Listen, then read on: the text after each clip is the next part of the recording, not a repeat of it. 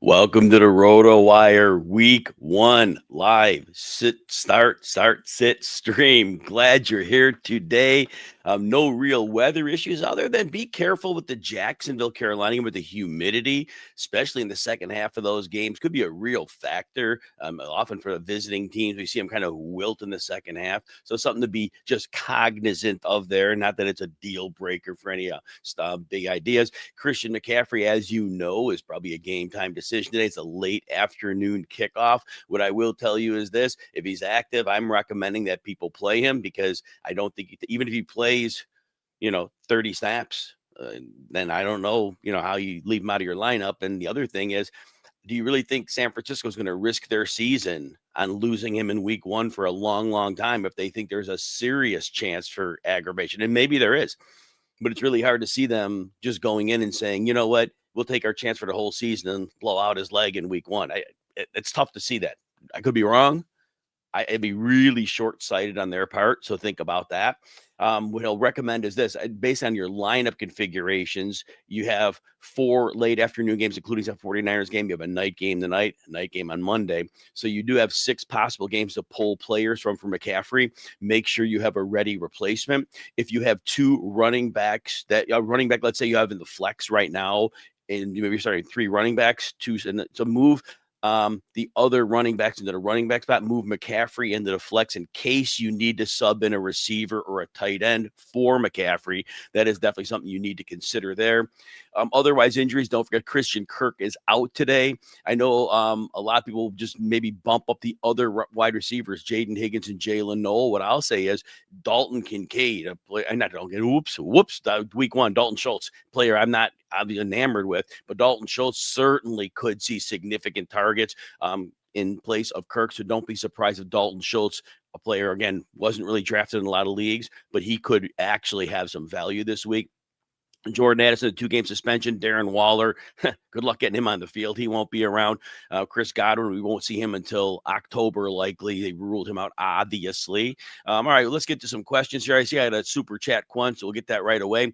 Thomas C. asks us, PPR, need to, and I got to put these on the screen. I wonder how I can get that on the, let me give you a second to get these on the screen. This should be showing up there. Let's see. Let me see here. All right, here we go. Click it. There we go. Been a long time out of practice here. All right, you need PPR 2 running backs. You got Swift, you got Pollard, Breece Hall, J.K. Dobbins. All good options, obviously. We know the Bears are playing the Vikings Monday night. Overall, not an overpowering run defense.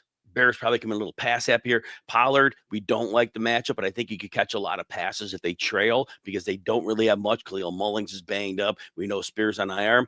Breece Hall, look, it's a tough matchup with Pittsburgh, but he could catch a lot of passes. Dobbins, we still need to see the role there. I know they list him as a starter, but him and Harvey, 2-man show. I would say this. I would say Pollard and Hall would be my 2 players I would go with there. If you're worried about the matchup with Pollard, I would think that Swift has the highest floor if you want to sub out for him. Otherwise, if you want to go with Hall and a boom bust, aside from probably, again, if you don't like the Denver matchup, then you could consider Dobbins. But again, for me, it's Hall and Pollard. Another super chat. Demetrios, welcome back. The rate your team, Prescott and Goff. Again, don't worry about Prescott's game the other day. Everything was working. CD dropped a couple of passes. After that weather delay, everything kind of went stale. They were moving the ball fine through the air. Pickens had a long DPI. Prescott's fine. Goff is a great number 2. Achane, Chase Brown, Stevenson, and Benson. As long as Achane's calf holds up, which we expect and hope it will, there's no re-injury, you're in great shape. Chase Brown, ADP shot up all offseason, so you got a great 1-2 punch. Stevenson, I do think gets more work than many expect, so I think it's a solid number 3. And Benson, we'll see his role. I just think Connor is going to be more of the 1-2 instead of the 1A, 1B. But Benson, again, Connor misses some time, so you're good there. Lamb, Hill, Flowers, Pickens, and Diggs. Again, I love the Pickens and Lamb idea here. There are weeks there could be weeks if Dallas has a rough game, you're going to have that trio. So that might be a week where you got to consider if it's a real tough matchup, subbing up, but you got Diggs, Hill, and Flowers. You're in good shape there. And Njoku and Ingram's a real nice 1-2 punch. As long as Flacco's the quarterback, I would leave Njoku in. And then defense, Bengals kicker I don't do kickers, so yeah, Bengals and yeah, defensive kickers are. But if you could upgrade the Bengals defense, I would. I don't think they get many takeaways and sacks this year. They have Hendrickson, but that's that. Sideshow Mill, you did put in a super chat, but you didn't add a question. So please see if you can add a question somehow for me. Mr. Trey Sarah saying, we do the super chat questions first. Appreciate those that donate to RotoWire to allow that to happen. We answer them all, but those get to the front of the line, obviously.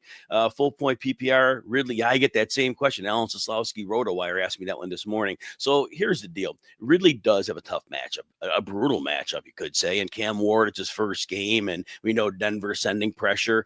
I still have to say, I remember last year, Ridley had a game, I think it was against the Jets, and I thought, he's done in this one.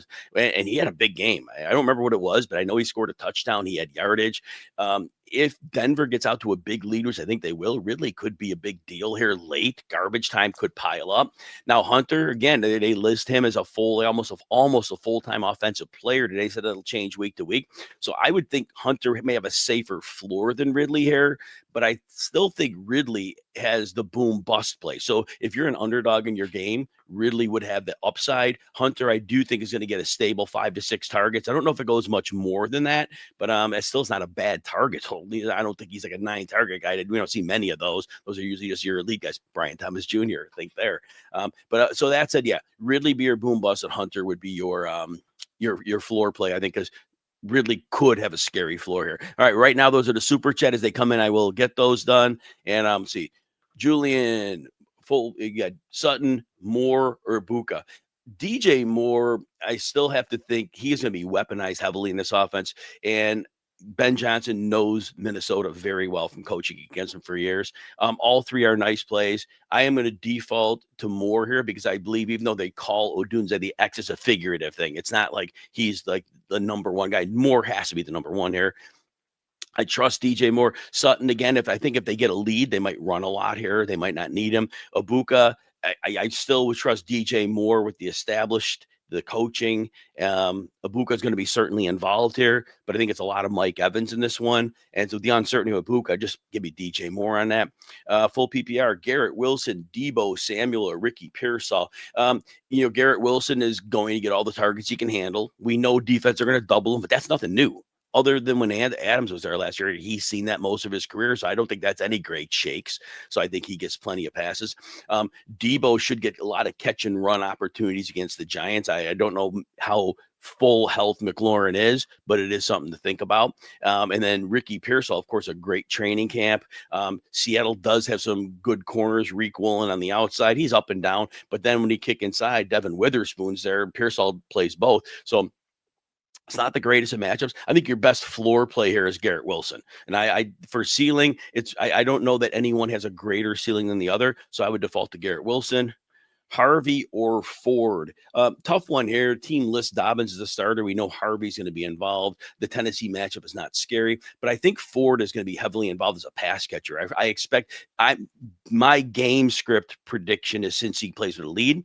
And in that case, that means the Browns are going to have to throw, and Joe Flacco's up to that. But I think Ford's going to be heavily involved when the pass rush is coming. He's going to be the outlet. Dylan Sampson's there, but I really expect that we're going to see a lot of Jerome Ford. So I think Ford is a more stable option given the potential game script here. If your gut says Harvey, you drafted Harvey. You may have invested a significant draft pick him. If your gut says Harvey, go with it because Jerome Ford's not like the inevitable player, but I do think game script wise, he's more involved. But again, this one is a gut call on that one. It's like 51-49 on that. All right. Next one, Julian, you're loading me up with questions here. Ted McMillan, Jameson Williams, Ibuka. I think the highest target floor is Ted McMillan here. I think he has the highest. So in Jacksonville's corners, and they're really not scaring me right now.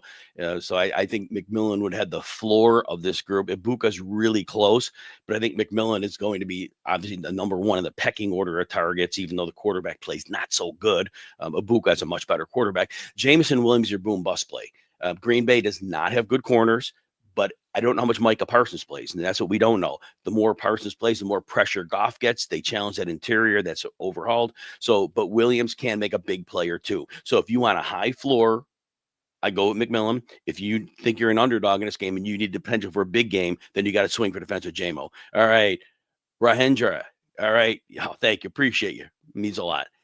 Two of these four: Ibuka, McMillan, Garrett Wilson, and Waddle. So we said earlier we're going to go with Garrett Wilson, that he's been double teamed most of his career, other than the Adams days for half a season last year. So he's used to that. So I think Garrett Wilson's just fine here. And don't forget Justin Fields. Remember, he did really well when he had DJ Moore, so he can lock on an alpha. He's not a good quarterback. And it's funny, we're going to have a lot of these McMillan and Ibuka questions today for sure, but that's good. That's what we're here for, right? And then Jalen Waddle. I have to think with Jalen Waddle, remember, Jonnu Smith's gone. Their backup plan, Darren Waller, he's not playing. You can't throw to A-Chan all day. And against Indy, I don't think they have to. So I do think Jalen Waddle's going to get a good number of targets here, but he's risky because of last year, and we're not sure how they're going to use him.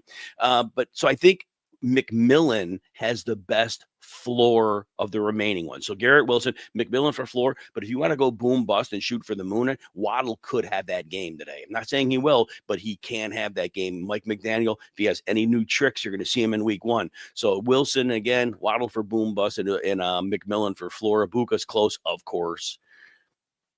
Kevin, PPR, you need one of Monty. Oh, by the way, before I get on, James Koh comes in here about 45 minutes before kickoff. We'll be on a couple minutes together, and then James will take down the rest of the questions after I'm out. But I'll be here for a good hour and 10 minutes or so today. But yeah, James Koh, a little tag team. Tag in. We're next. All right, Kevin, PPR, you need one of David Montgomery, Jalen Waddle, Stephon Diggs. So Montgomery, the one thing we're going to have to see with him, and this is one of my big week one things I got to watch out for, like how that interior line works for the Lions being completely revamped, and Montgomery can run outside, but he's more of an interior runner, and he's benefited from that great blocking. So it's a little questionable as to what we're going to get. And I think that's why Monty's ADP fell.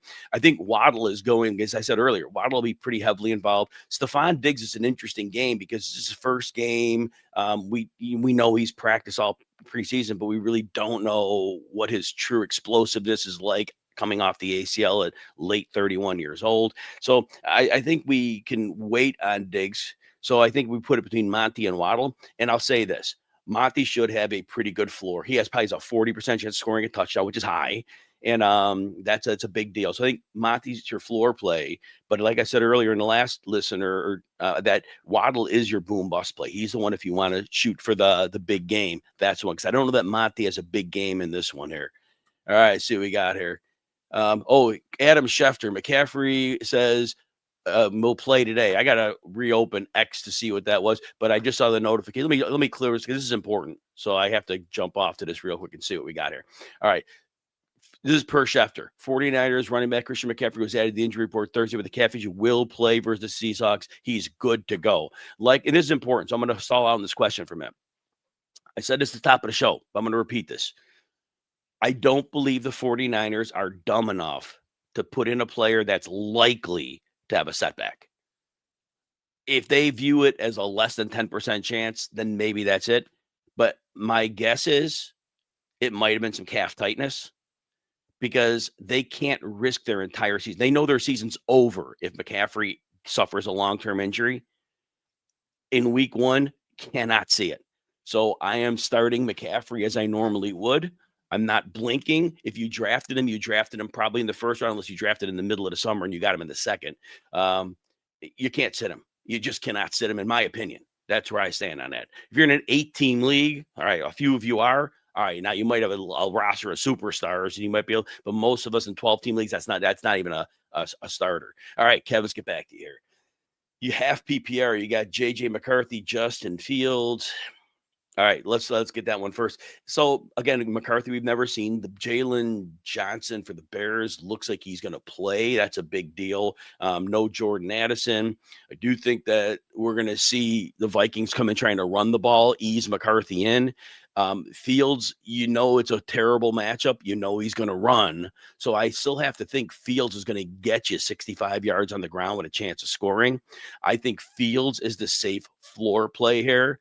But I think that if you got to, I don't think Fields can have a monster game here. I could be wrong. If he breaks 270 yards runs, I'm wrong. I don't think it'll happen.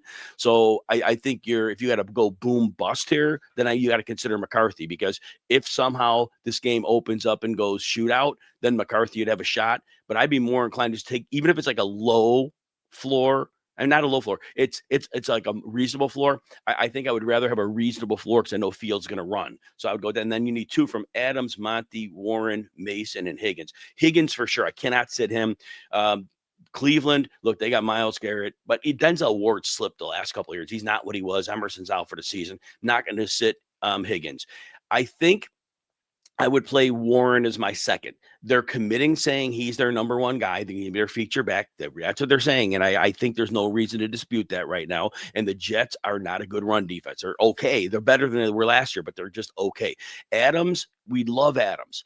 But I think for week 1, if you got a good shot with Warren, I think you consider it. Because the one thing I worry about with Adams is that Stafford missed all that preseason time, and a lot of those throws are chemistry throws. And I don't know if they'll have that week 1. And it's a brutal matchup. Not that Adams cares, because Adams could beat anybody, but you put in the brutal matchup, the pass rush, and the lack of preseason time.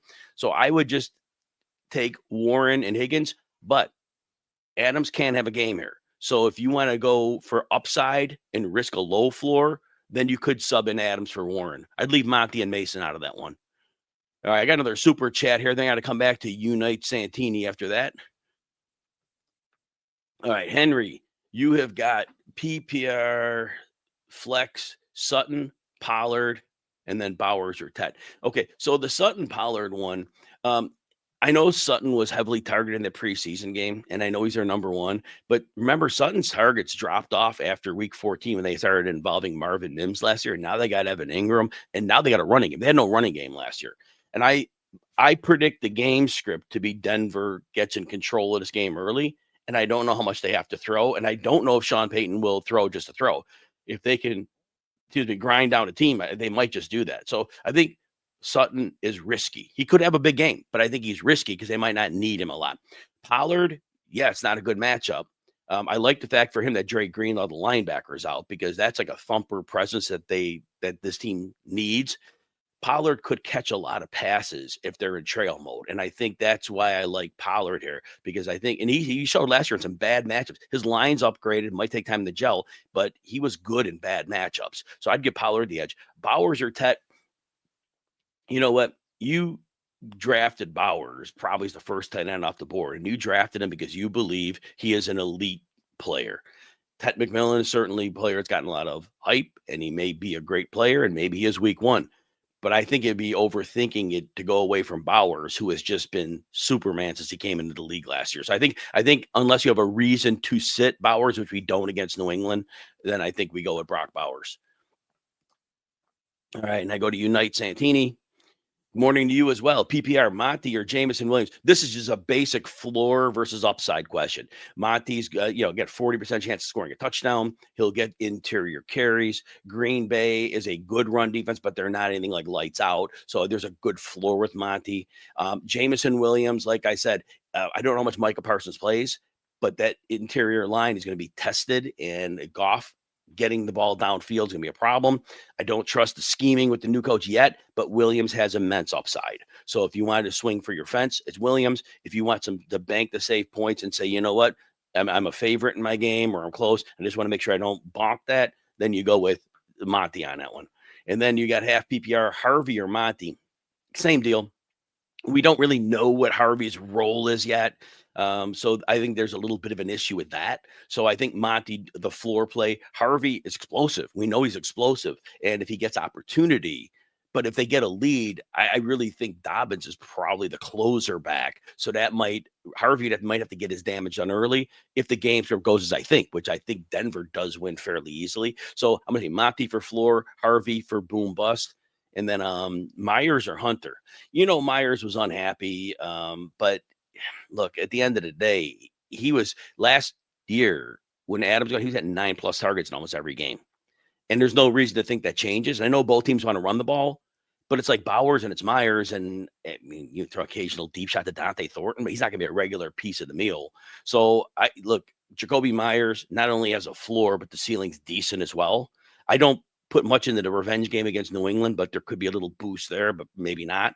But I give Myers the edge here, because I know in the worst case scenario, usually it's a minimum of 6 targets.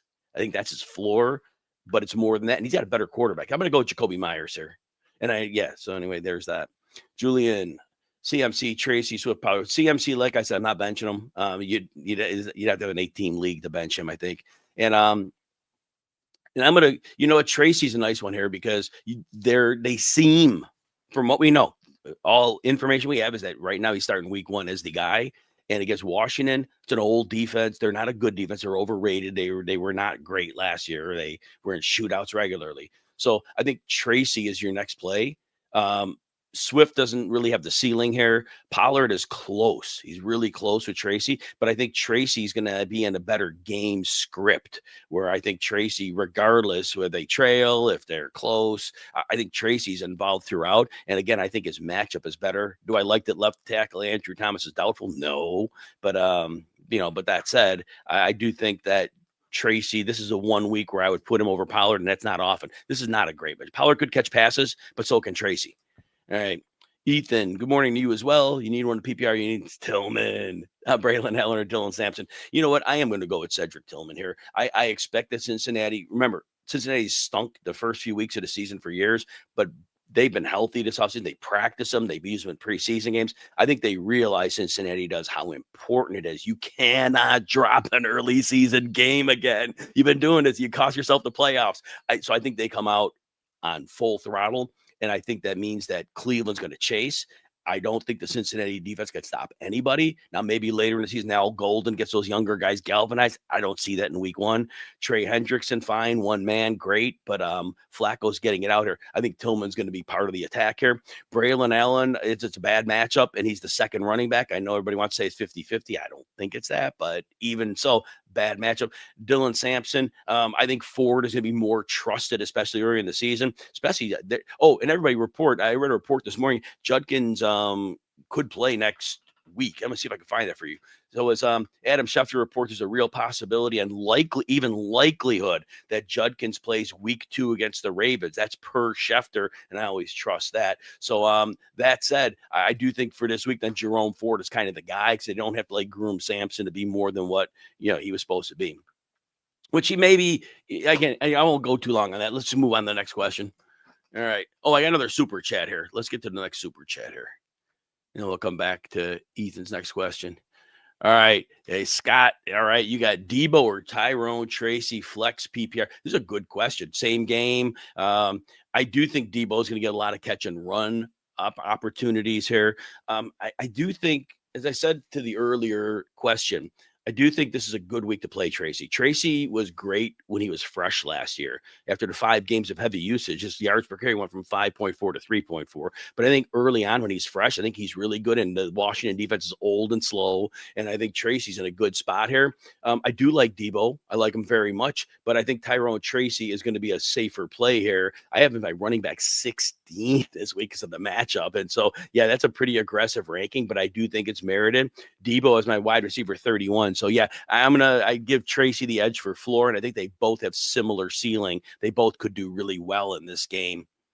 All right, let's go back here, and we got Ethan's second question. You got 2 of these, Hubbard, Garrett Wilson, Swift, or Golden. So I don't have any concerns with the Hubbard matchup against Jacksonville. And the talk that Hubbard's going to see less work, well, duh. Yeah, I mean, this wasn't duh to you. It's duh to the community that said it. The coach is like, he's going to get less work. Of course he's getting less work because they never intended him to get that much work last year, but they had nobody else. Sanders was hurt. So Hubbard's going to get a good baseline, though. You're looking at 15 touches. And Jacksonville's not a scary proposition. The heat in Jacksonville, that could be an issue late in the game. I think Hubbard is fine here. And Garrett Wilson has a great floor. And matchup may be bad, but he's seen that his whole career, and he's seen bad quarterbacks. So I'm going to go with those 2. Golden, I don't want to deal with that Detroit secondary, all 5 of them. I want anything to do with all 5 of those guys. That's a brutal matchup, and Aiden Hutchins is going to be causing some havoc. And DeAndre Swift, again, nice play, but not in this class, I don't think.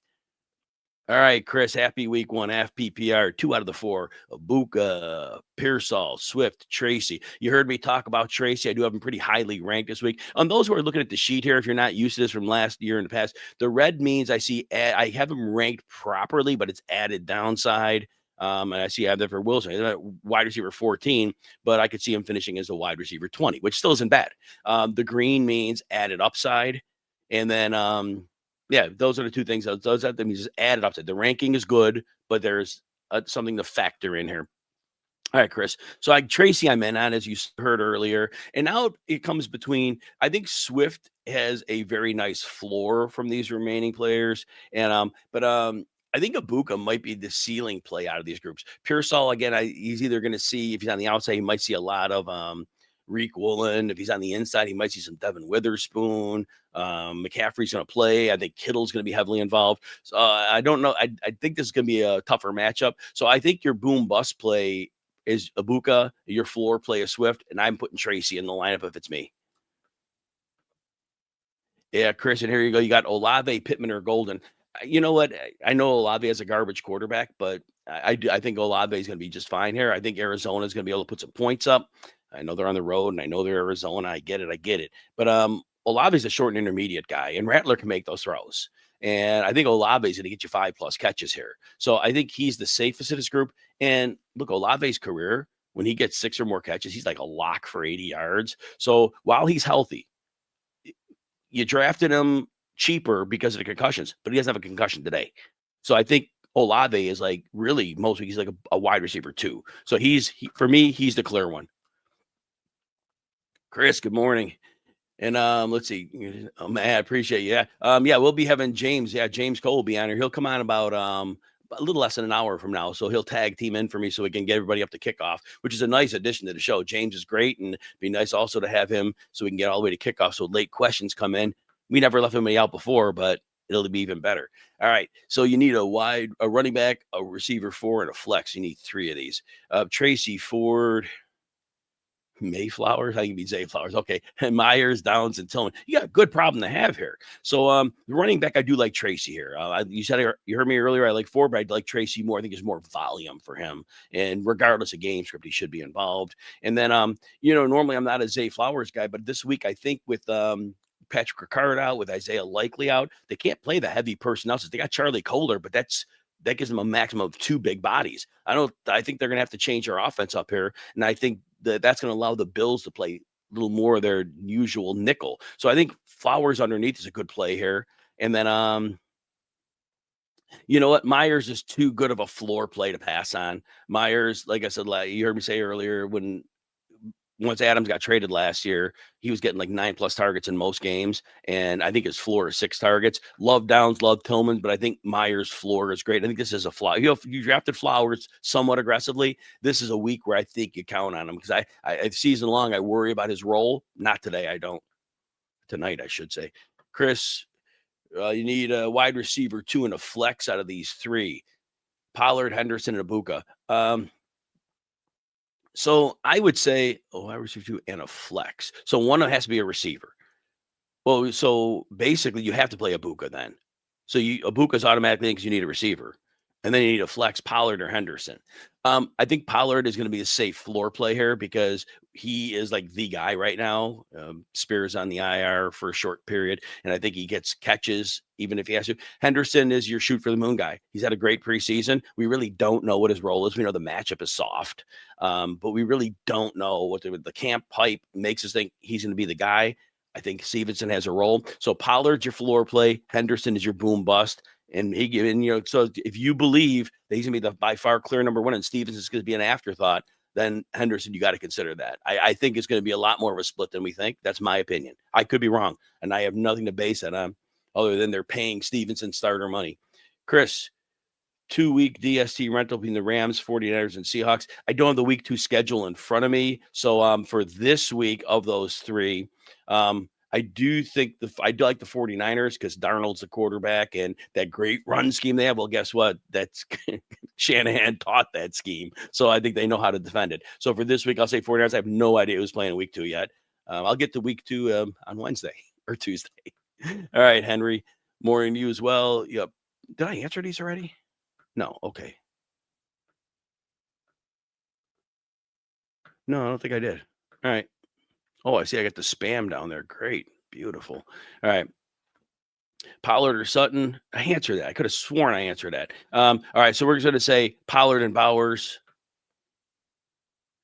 And Pollard for floor, Sutton for boom bust.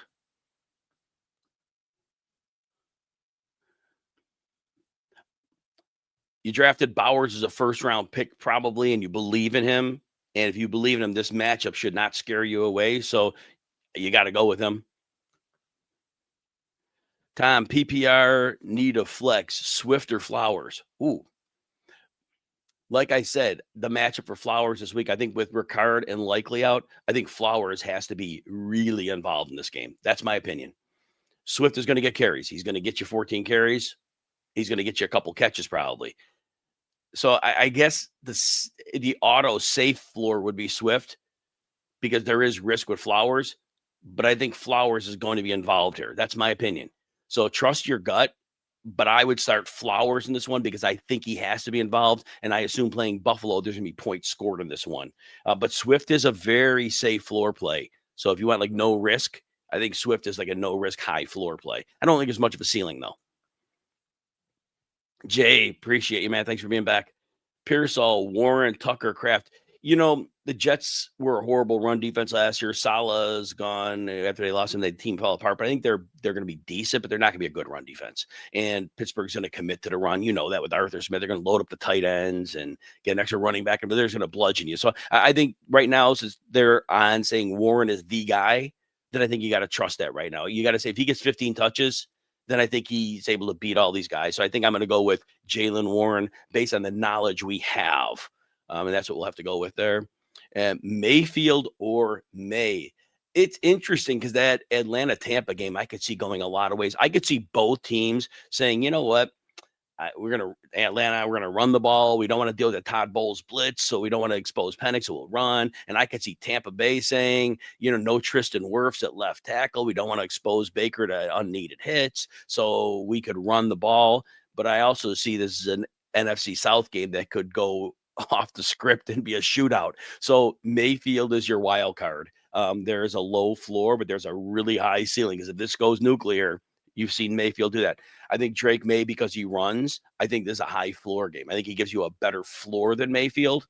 But if you got to swing for some upside and you're going to, if you can see the game script being back and forth, and that's a real question, right? But I think that's yet your play. Mayfield's your boom bust. May is your floor play. Daniel, Pitts, Strange, or Taylor? Yeah, so with Pitts, we never know the usage, right? We keep hearing, and every year we hear, and then every year we see. So Brenton Strange kind of had a couple nice games last year. We don't really know his role in the new offense, but we do know it's a pretty friendly offense. And I think because they really don't have a clear, true wide receiver 3, I think Strange is involved. Mason Taylor, I love, but I got to see it. And I don't think this is the best matchup to start the season. I would be inclined to say Strange would be your floor play here. And I don't know I can predict any of these players have a ceiling. So that's what I would lean on that. Disco Dave, morning you as well. Went for 20 yards, 2-point bonus, 100 yards. Chris Rodriguez or Jaden Higgins? Jaden Higgins, Chris Rodriguez is going to, per the coach, Dan Quinn, he's their goal line and short yardage back. And there could be touchdowns against the Giants, but it's hard to predict a touchdown, right? Because Jaden Daniels might run it in. Jaden Higgins with Kirk out, it's a very clear wide receiver too, although I think Dalton Schultz will be involved as a tight end. So, but all that said, corners are small for the Rams. And if they bring heat, I think getting it out, Higgins could see some work here. I think Higgins is more likely to be involved regularly in the game plan, whereas Chris Rodriguez, we're not quite sure. And I think you really need a touchdown to catch. That's really hard to predict. So for that reason, I would lean Higgins. Julian, I swore you asked this already. DJ Moore.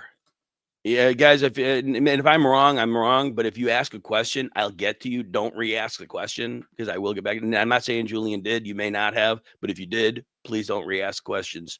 All right. Oh, we're about half past the hour. Is inactive. I don't think there's any inactive we're really worried about here. Bucks without Chris Godwin recovers with second surgery on his ankle. This time to tighten up the hardware. So that was important. Ian Rappaport just posted that. It was to tighten up the hardware. So that's probably a good thing. So when Godwin's back, I think, based on the injury and the time to recover, and the surgery being to clean up the hardware, I think when he's back, I think he's close to a full go. Chris Rodriguez is a healthy and active today per Adam Schefter. So that we so going back to that question we answered like 1 minute ago, if I didn't even see it here. Oh, here we go. So Disco Dave, we just answered your question for you. It's Jaden Higgins because Chris Rodriguez is now inactive. All right. Josh, would I rather have Krosky Merritt or Brian Robinson? Well, Brian Robinson is clearly just a hedge on Christian McCaffrey. Because if McCaffrey is, if he's, like I said earlier, if he's playing today, the team is not considerably worried about a setback. They can't risk their season by putting him out in a meaningless week 1 game. Darnell Mooney inactive today. And I wondered about it. I told people all week, be careful. He has limited practice, but he's been dealing with a shoulder. Darnell Mooney inactive. Oh, out there. You need a quick waiver wire ad at wide receiver. You got 2 choices. Ray McLeod will be involved in 3 receiver sets already, but that might be more looks his way. And I don't think it's a great matchup, but if you are in a super deep league and you're desperate for whatever reason in week 1, Kadero Hodge probably steps into an outside role for what it's worth. Not a great player, but he had a couple looks last year and he did a little bit with them. But again, that's super deep league. Kadero Hodge, but I think the real recipient, though, I think Ray McLeod does see a couple extra targets, so he might have a little bit of a floor if you're in a real deep league. All right. So I'm going to go Krosky Merritt here because per the coaches, and Chris Rodriguez is inactive, so that tells us now Krosky Merritt is going to get the ball, and Eckler's going to be the change of pace guy. So I think we get that. Brian Robinson is too tough, and again, Brian Robinson is a hedge. He's a hedge. So if you think McCaffrey's not going to make it, then you hit the jackpot. I don't think Krosky Merritt's a jackpot player, but I think he's a stable contributor each week. Okay, so there's that. All right, let's go next. All right, Ryan, 20-man league, Calvin Ridley, Matthew Golden, Josh Downs. So Ridley's boom bust because it's a real bad matchup. But I've seen him like last year against the Jets. He came out and played really well in that game. So boom bust. Golden, I don't want to mess with that Detroit 5-man secondary. I think it's a brutal matchup. I think the pass rush is going to be a problem. Josh Downs, always been the player who we know is like quarterback proof and playing Miami. Like talk about no corners. And their slot corner was Cater Kodu. He's out for the season. So I think that Josh Downs is always a great play. I think Josh Downs probably this week even with Daniel Jones has a better floor than Ridley because of Ridley being in such a brutal matchup. But I think they both have upside. So based on that, I'm going to go with Josh Downs. I think the floor is better. If your gut says Ridley, I get it. Vita Vea is active for the Buccaneers, helps their run defense. Julian, going with Wilson. I'm pretty sure you asked me all these, so I'm just going to buzz over yours. So there we go. JKM 83. All right, happy fantasy football season to you as well. You 2 or 3. Brees Hall, Monty, and Abuka. So I'm going with Brees Hall here. I know the buzz has been negative on him, but he's going to catch passes if he has to. And if Pittsburgh is a tough matchup, but again, I just think that week 1, he's as healthy as he's going to be. And I think Brees Hall is an elite player. And I think that even without the right guard, Vera Tucker, I think he's fine. Next one is Montgomery for floor. Should have a safe floor. Abuka's your boom bust play, though, because I think Abuka could come in here and really, really contribute. But I also see a world where both of those teams run the ball today. So, again, go with Hall. Monty's your floor play. If you want to swing for ceiling, then Abuka. Ridley or Downs, Chan. Somebody had a similar question with a third player in there. And I'm going to go with Josh Downs here because I think they both have similar ceilings, but I think Downs may have a higher floor here. Again, Miami has no cornerbacks. That's rough. Disco Dave, Drake May or Jordan Love, a point for every 25, 2 points at 100. All right.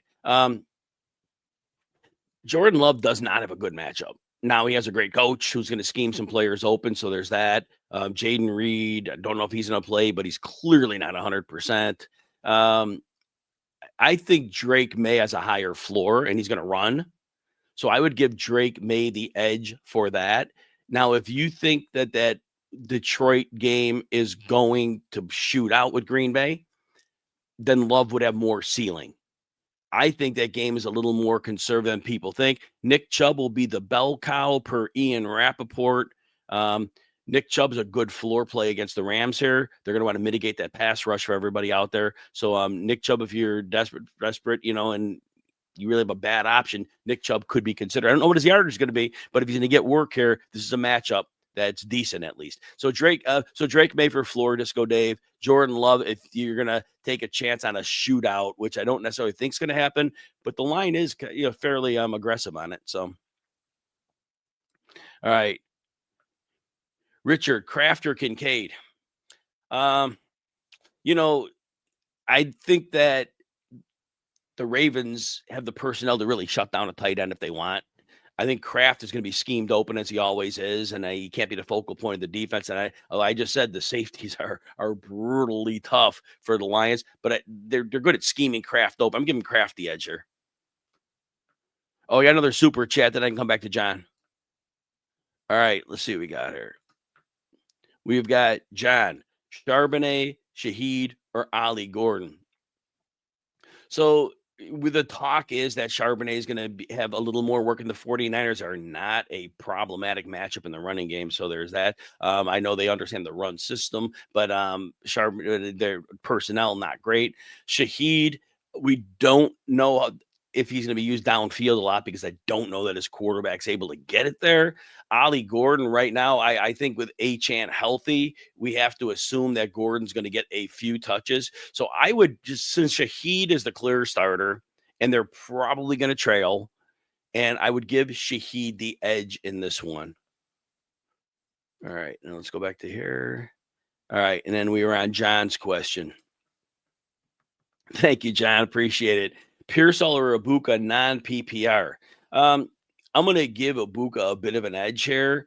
I think that both games could be moderate scoring, but I think Ibuka as the number 2 option could see some work here. Pearsall, Jennings is back. McCaffrey's playing. I think Kittle's going to be heavily featured. I think they're both solid plays here, but I would give Ibuka the edge because overall, I think it's an easier matchup. I think Pearsall, whether he's inside or outside, doesn't have the greatest matchup. So I think the cornerback matchup works a little bit better for Ibuka as well.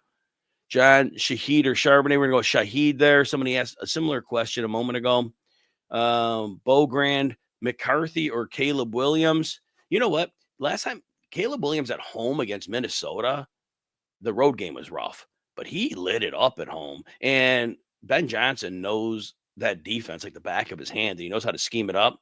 I'm giving Williams the edge here. McCarthy's first game. We don't know what to expect.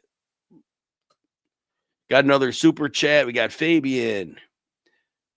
PPR, you need 2. Jennings, Tillman, Palmer, Harvey, or Bigsby. I am going to go with Tillman for sure. I think this game shoots out. I think Flacco is certainly capable of getting the short and intermediate receiver. Intermediate and deep receiver, which is Tillman. I think that there's real possibility for that. I think as a secondary one, this is a tough one. I think that we would take a look at Harvey here. I think because Palmer, I really don't know what his role is. And then the corners for Baltimore are really upgraded this year. Jennings coming off the calf injury. I'm nervous about that. Bigsby is between Bigsby and Harvey. I think Harvey could catch a couple passes, and I think that's what separates the two for me. Because if he catches a couple passes, Bigsy's kind of like a 0 in the passing game. So it's a gut call on those two, but I would go with Harvey, and I definitely like Tillman in there. But I think that game's going to be very favorable for Tillman. All right, let's see where we're at here. And all right, we are on Kevin. All right, Kevin. So you got her, Catcher Queen. All right, just checking out the reports are here. The Rappaport and Schefter reports kind of pop up in the corner of my screen so I can keep an eye on anything that's important. Kevin, Judy or Ibuka? I think Jerry Judy's going to get a lot of targets here. I bet the prop over on his receptions. I think there's going to be a heavy pass game. They're going to have to score a lot of points. And I think Flacco is more than capable of getting him the ball. Ibuka, there's a lot of possible game scripts, but I just think that Browns one, I think they're going to have to throw. And then you got Henderson or Judy, Ibuka. So that's, you know what? Of the two remaining, Ibuka is probably a floor play because he should get 5 targets, you would think, in this one, and it could be more.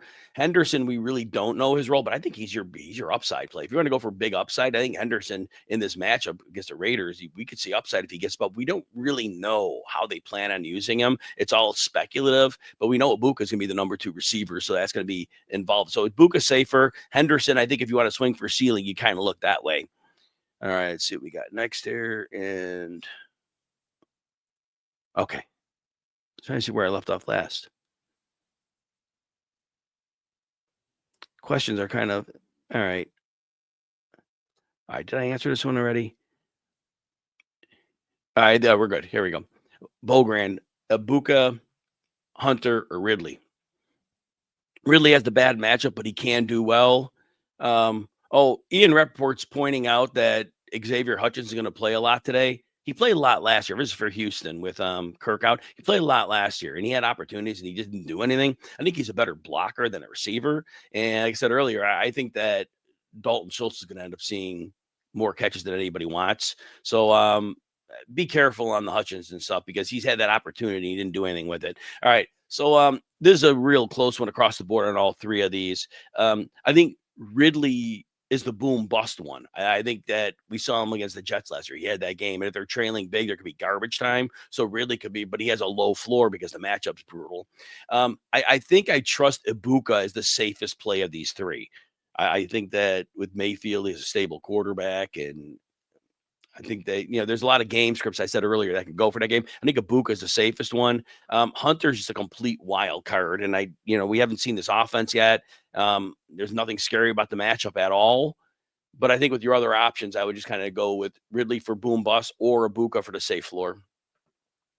Robert, full PPR, you need a flex. ETN, Downs, Jennings, Otten, Strange, or Kraft. I can give Josh Downs the edge. Again, Miami really has no corners. Kohu, their slot, was out for the season, and that's where Downs kind of lives. I know Daniel Jones isn't good, but we've seen Josh Downs do it with very little. ETN, I'm excited about him, but I want to see week 1 since you have other options. I don't think we need to make that investment. Could he have a big game? Yes, but are we going to bet on it? Maybe not. But we have Josh Downs. I think you got to go with Josh Downs, sir.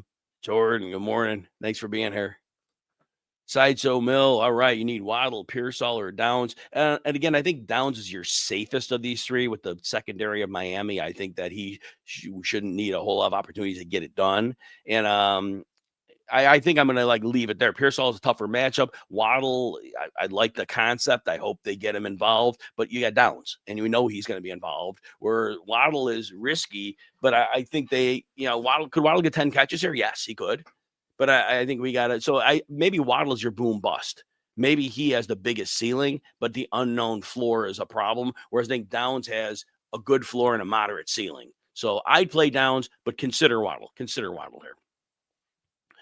Disco Dave. So I think we may have answered already. Jaden Higgins, Chris Rodriguez, inactive. Oh, maybe I answered this right. Maybe I'm just clicking in the wrong place. Robert, we're going with Downs there. We're going with Downs. And you need one of Otten, Strange, or Tucker Kraft. Otten came back from that injury pretty quickly. Now, when he ate last year, it was with no Godwin and no Evans. So I'm going to go Tucker Kraft. Secondary is brutal there, but he gets schemed open. So I'm going to go Tucker Kraft. Mayfield or May, Jay.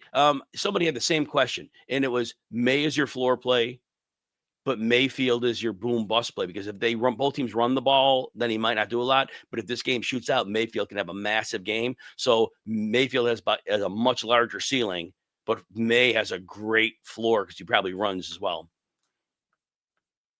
Roger, McCaffrey or Drake London? Oh, well, in this case, you know what? I'm going to go with Drake London because I'm not worried about the matchup with Tampa at all. He is going to get the targets among the receivers. Mooney's out. Not that I was worried about Mooney taking targets. It wasn't a problem. But why take the risk with McCaffrey? In this particular case, I said start McCaffrey, but you've got a first-round pick in Drake London. In my mind, he's a first-round pick. So, yeah, don't take the risk. Just take Drake London. McCaffrey has a great game. Say, beautiful, I've got you next week. But right now, take no chances that you need to. And this is not a chance. This is Drake London. So you're in great shape there. Jay, Pearsall, Warren, Tucker, Kraft. I'm going to go with Warren. I think the matchup is favorable. Not great, but it's favorable. I'm taking the coaches their word that he's going to be the lead back, and I think that gives him the highest floor of this group, and it may even give him the biggest ceiling. Richard, full PPR, Ridley, Debo, Jennings, bench one of these. So I want to play Debo in this because I do think underneath the way defenses probably are going to play Commanders the way they did late last season, they're going to drop coverage. And I think Debo's going to take a lot of those targets Zach Ertz had last year, a lot of that catch and run where Debo can actually run, or not much, but you can run better than Zach Ertz, who's like 39, 45, 52 years old, something like that. Of your other two, so Jennings is coming back from the injury, and the corner matchup isn't great. So I'm going to give Ridley the edge despite the horrific matchup because I just know he's healthy and there could be garbage time. So that's what I would kind of count on. Efren, half PPR, Stafford or Fields. I think this Houston Rams game could be really low scoring. Stafford has not had a lot of practice time. The pass rush is nasty from Houston, and I don't think they want to get Stafford hit here. I think that's the biggest point. Don't get him hit. And so I think this game's going to be conservative. Fields may not have a whole lot of ceiling, but he should run for something. And that's enough to get it done for me. I'm going to go with Fields. All right, Max. Appreciate all your, man, you're always keeping up with our stuff. So appreciate you quite a bit, Max. And you do listen to that Sirius show, and that means a lot. 12 teams, standard scoring. McMillan, Myers, Moore, Puka, Garrett Wilson. It's a good problem to have. For sure it is. You know what? I just talked about the Houston matchup, but Puka's got to get his, right? I mean, they make him such a focal point. They scheme him open. I just don't think if Puka's healthy, I don't think we could ever sit him. And then the question becomes Garrett Wilson or DJ Moore in my mind are the next two.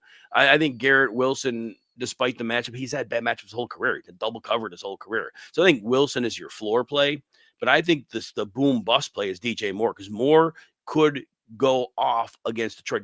I'm sorry, Minnesota. Minnesota does not have good corners.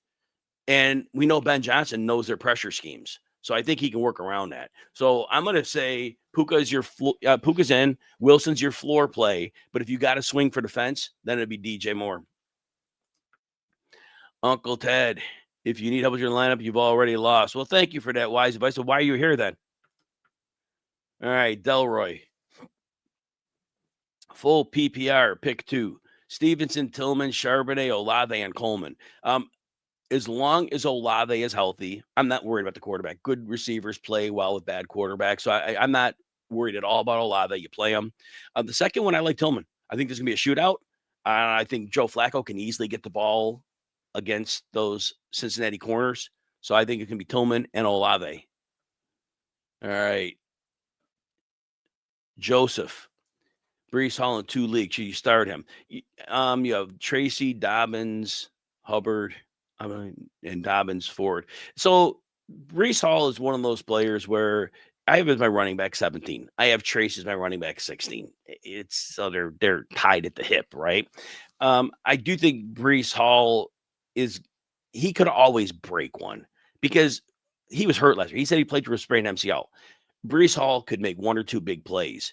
Tracy's a good running back. I think Hall and Tracy have a very good floor. I think Hall has more upside because Hall could break that play that Tracy's probably not going to break. So I'm not going to bench Hall for that one. Dobbins and timeshare. Hubbard, it's a nice matchup for Hubbard. But you know what? I think you could go Hubbard. Hubbard I have at 15. I think you could go with Hubbard because the Jacksonville matchup is not oppressive. So you know what? I would give Hubbard a slight lean there. In the other league, no. I would play with Dobbins at Ford. I would just go with Hall there. So yeah, good. All right. All right, Chris. Appreciate you. Thank you. Ertz and Jonnu Smith. And you have Hunter Henry and Chig. So, you know what? Henry was really involved with Drake May last year. And that's all we got to go on. But he was really good. And Chigo Conquo has never really had a quarterback, but he does now. And he's about 500 yards a season. I really like Jonnu Smith. And I don't want to tell you to drop Hunter Henry, but I think with Stephon Diggs there now, I think that Drake May is going to have other options to throw the ball to. He really didn't have it. DeMario Douglas. And so I think that Hunter Henry's targets go to him. Jonnu Smith, 2 years ago, Arthur Smith had 583 yards. It was a career year at the time. But that offense in Atlanta that last year was Pitts in him. It was 1,200 yards at a tight end. And last year, Freiermuth started getting used in the second half. He had a great second half. I think Jonnu Smith is going to have a really strong – his ADP went through the floor. I would drop him for Henry. And Okonkwo would hold because Okonkwo could be the breakout tight end this year because he has a quarterback. He may be the number 2 option in the offense. If Io Manor doesn't break out himself as a rookie, that's a move I would make. And again, Henry was great. Trust your gut on that. If you want to keep Henry, keep him. I get it. Let me just check inactives here real quick. See if there's anything that we need to know. Remember I said, so Xavier Hutchinson, again, expected to get starter snaps against the Rams. And so that's probably at the peril of Jaden Higgins because if there are 2 receiver sets, that would be the case. If there are 3 receiver sets, then there's that. But remember, Hutchinson had his chances last year and did not do anything with them. He's a good blocker, though, and they might want him for that purpose against the Rams. So think about that. Nick Chubb, according to Ian Rappaport, will be the bell cow running back for the Texans in week 1. So if you need a floor play, he should be a floor play. I hope it's more, but I can't say that. Steelers linebacker, that's all right. Nothing there. Nothing with the Colts of note. Darnell Mooney's inactive. Just a reminder of that. We said earlier. Left tackle Ike Ekwonu for the Carolina Panthers is inactive. That doesn't help Bryce Young for sure. Because Hines Allen and company could get a little extra. Jermaine Burton is inactive. Alan Lazard inactive. Josh Reynolds be doing some blocking here. Left tackle Andrew Thomas of the Giants, as expected, is inactive. And we knew Tristan Wirfs, left tackle for the Bucs, inactive. Raheem Mostert, healthy scratch. And Chris Rodriguez said earlier, inactive. And we said Christian McCaffrey is fully expected to play. All right, let's get back at it here. Let me just see where we're at question-wise. Oh, that's not bad. That's not bad. And we got James Koh coming in about 20 minutes. I wonder, we can get down to the spam is on there later. All right, here we go. All right, Chris.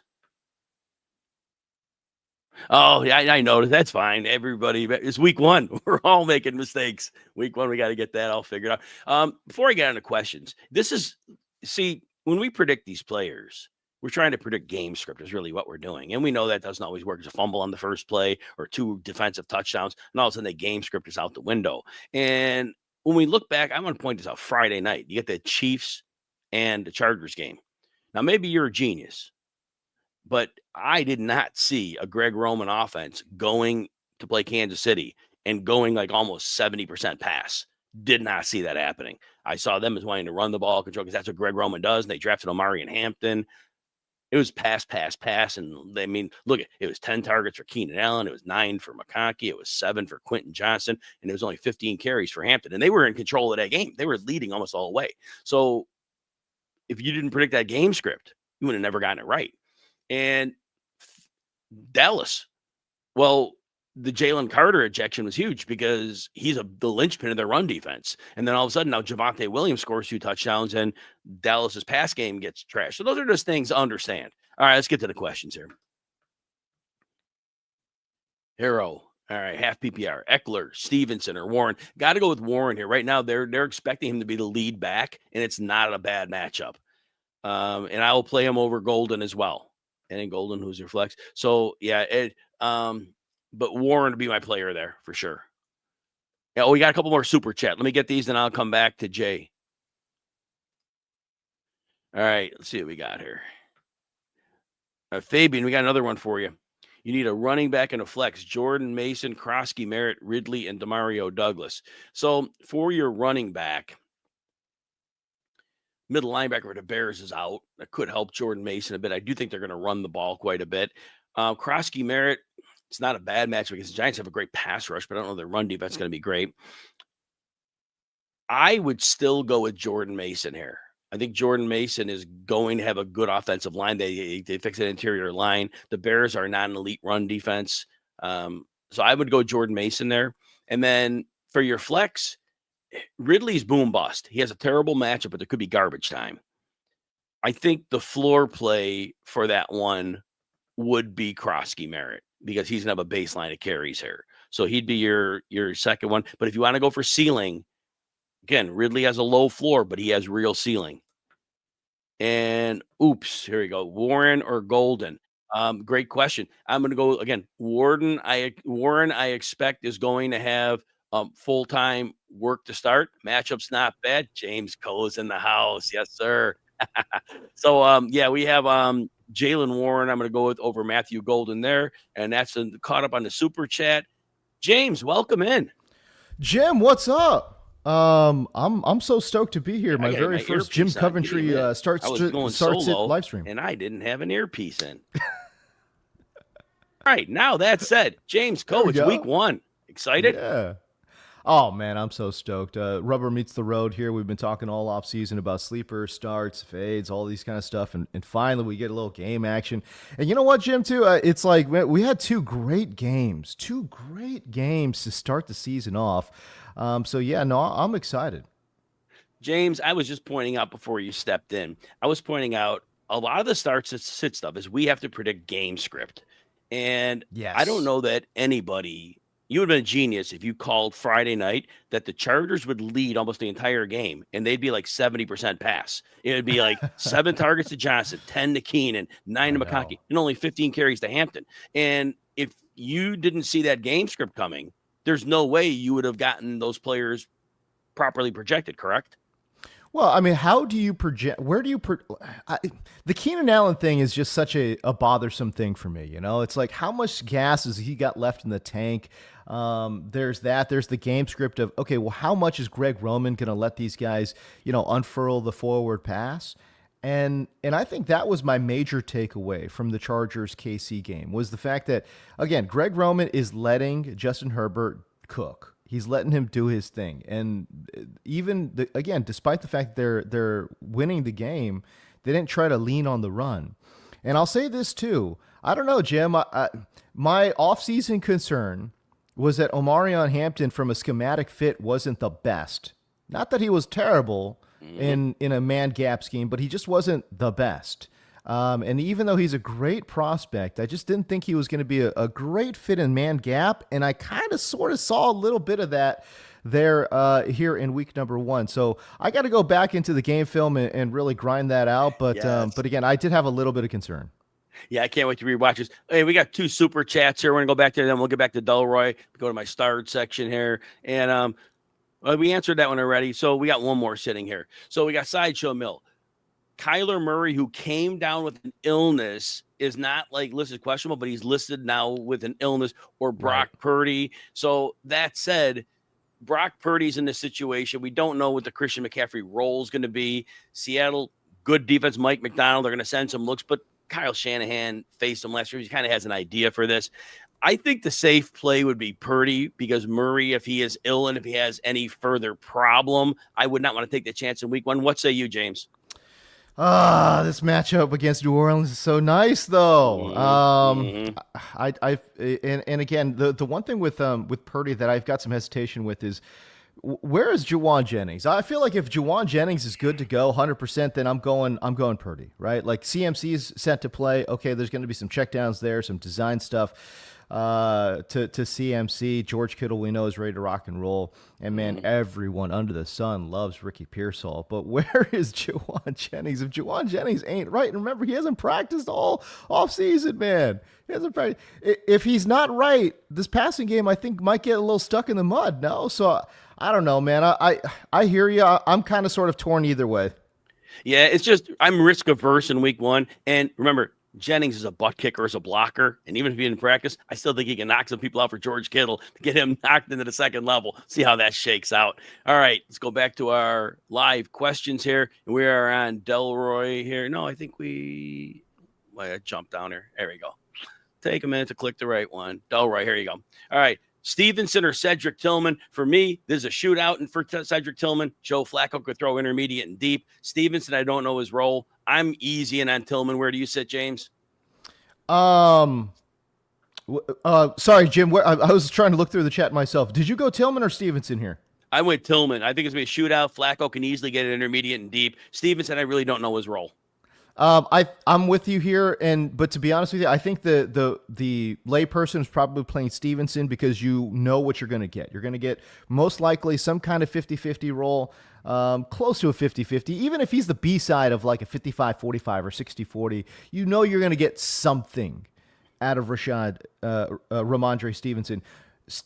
The reason I'm going Tillman, and he's one of my favorite deep sleepers this week, is the fact that the Bengals defense not very good. We know this, and also, how about this, Matt? How about this stat? The Bengals gave up 11 deep touchdowns last year, so 11 touchdowns on deep passes, 20 air yards or more. If there's anything that old man Flacco can still do, it's sling it deep. Mm-hmm. And Cedric Tillman is their deep shot threat, right? So I kind of want to cash in on just that. Like if we could just get one deep shot touchdown for Tillman, we're cooking, So I kind of want to chase that upside with Tillman as well. I just remember those 3 games he started when Cooper got traded. Tillman averaged 7 catches, 85 yards, and a touchdown. Dude was rocking before that concussion. So there we go. All right, we got Scott Lynn asking, Sutton or Pearsall? So Sutton is in this game where if Denver gets a lead, they might run the ball a lot. Sutton's going to share targets with Ingram and share with Marvin Mims like he did in the last 4 weeks last year.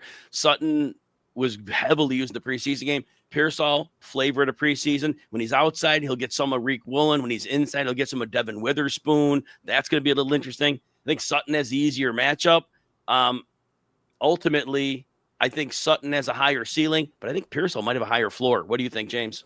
I think you got a spot on because Pearsall, to me, if he doesn't see 10 targets in this game, I don't know what happened. Right? I would be shocked if he does not see at least 8 targets in this ball game. Again, as I mentioned, Juwan Jennings really hasn't practiced. How much is he involved in the game plan? I would imagine they're probably de-emphasized him here a little bit, right? So I think Pearsall is going to be the primary wide receiver focal point there in San Francisco against Seattle. And I don't know, man. I have this sneaky suspicion that Seattle can put up some points too. Right. So I think that San Francisco may be in a little bit of a back and forth here, too. So I like Pearsall, the floor. But again, when you talk about deep downfield shots, it's going to be Sutton. And Sutton, to me, does have a little bit of higher ceiling. So I'm probably leaning Pearsall here, but it's a lean. And it's not clear to me. But I would lean Pearsall for me. Yeah, the floor is sometimes the play, especially in week 1. All right, Jose, and Jordan had a question, but he asked it to the chat, so we won't answer it since he wanted the chat. The chat's got you. All right, Jose, PPR for flex, pick 1, Monty, Shaheed, and Njoku. All I remember is this. The last 5 games in 2023 that Njoku played with Flacco averaged 96 yards. He was the overall tight end 1. There's no reason to think that chemistry still isn't there, and I know Cincinnati couldn't cover the tight end in the past. I don't think their offseason moves that mean they can cover him now. For me, it's Njoku. What do you think? How worried are you about Harold Fannin? Zero. I don't know. I don't know what to think of Harold Fannin, because it seems like the fantasy community is so hot on Harold Fannin right now. I don't know what to think. Rookie Steve. Njoku still got some juice. Like, am I missing something, bro? So I don't know. I kind of feel in David Njoku here, although I am actually very intrigued by David Montgomery too. I think, again, floor play wise, David Montgomery feels like a very safe play for me because he's going to get some work. All right, then we got Delroy, pick 2, Coleman, Tillman, Pittman, Eckler, ETN. We both talked about Tillman earlier. I think Coleman has a tough matchup against the Ravens. Pittman, not overly concerned about Miami, like has no corners. Everybody's like on IR, done, whatever. Pittman should have a high floor here. Eckler, pass catching back, but if this game is close, they might not need him a ton. ETN, I really want to see it first. I could see an upside. So I would say for me, Pittman has a good floor. If I want to swing for the fence that ETN is going to be a thing in its offense, that would be a boom bust play. But otherwise, I do like Tillman. How about you, James? This one's got me in a pickle here. Pick 2 and full PPR. Okay, so again, Tillman, I think if we're chasing the upside, which I like to do, I think Tillman is a good play there. If we're going floor play, you got to go Eckler. And I think I'm going to say floor play Pittman and Eckler. If I'm going just kind of sort of blend of upside and floor, I think Pittman, I might want to go Pittman and Tillman if I'm trying to get a little blend of a floor upside play. Yeah, I like that one as well. All right, Delray, Mayfield or Trevor Lawrence? So Mayfield technically has an easy matchup. No Tristan Wirfs. And the other team, Atlanta, has no right tackle. They're under the third stringer. I could see both teams trying to run the ball and protect their quarterbacks. If that happens, it could be a run-heavy script. So Mayfield has a super high ceiling. But if this game ends up being run-based, that could be a problem. But Lawrence, we haven't seen him. And we haven't seen Liam Cohen's offense. But they're playing Carolina. There's a real positive there. So I think Lawrence probably has a great floor here. But I think your high ceiling variance play is Mayfield. What do you think, James? The funny thing is, I would actually say the opposite. I would say the floor play for me is Baker Mayfield, just because, again, we saw him do it. We've seen him do it for the last couple of seasons here now.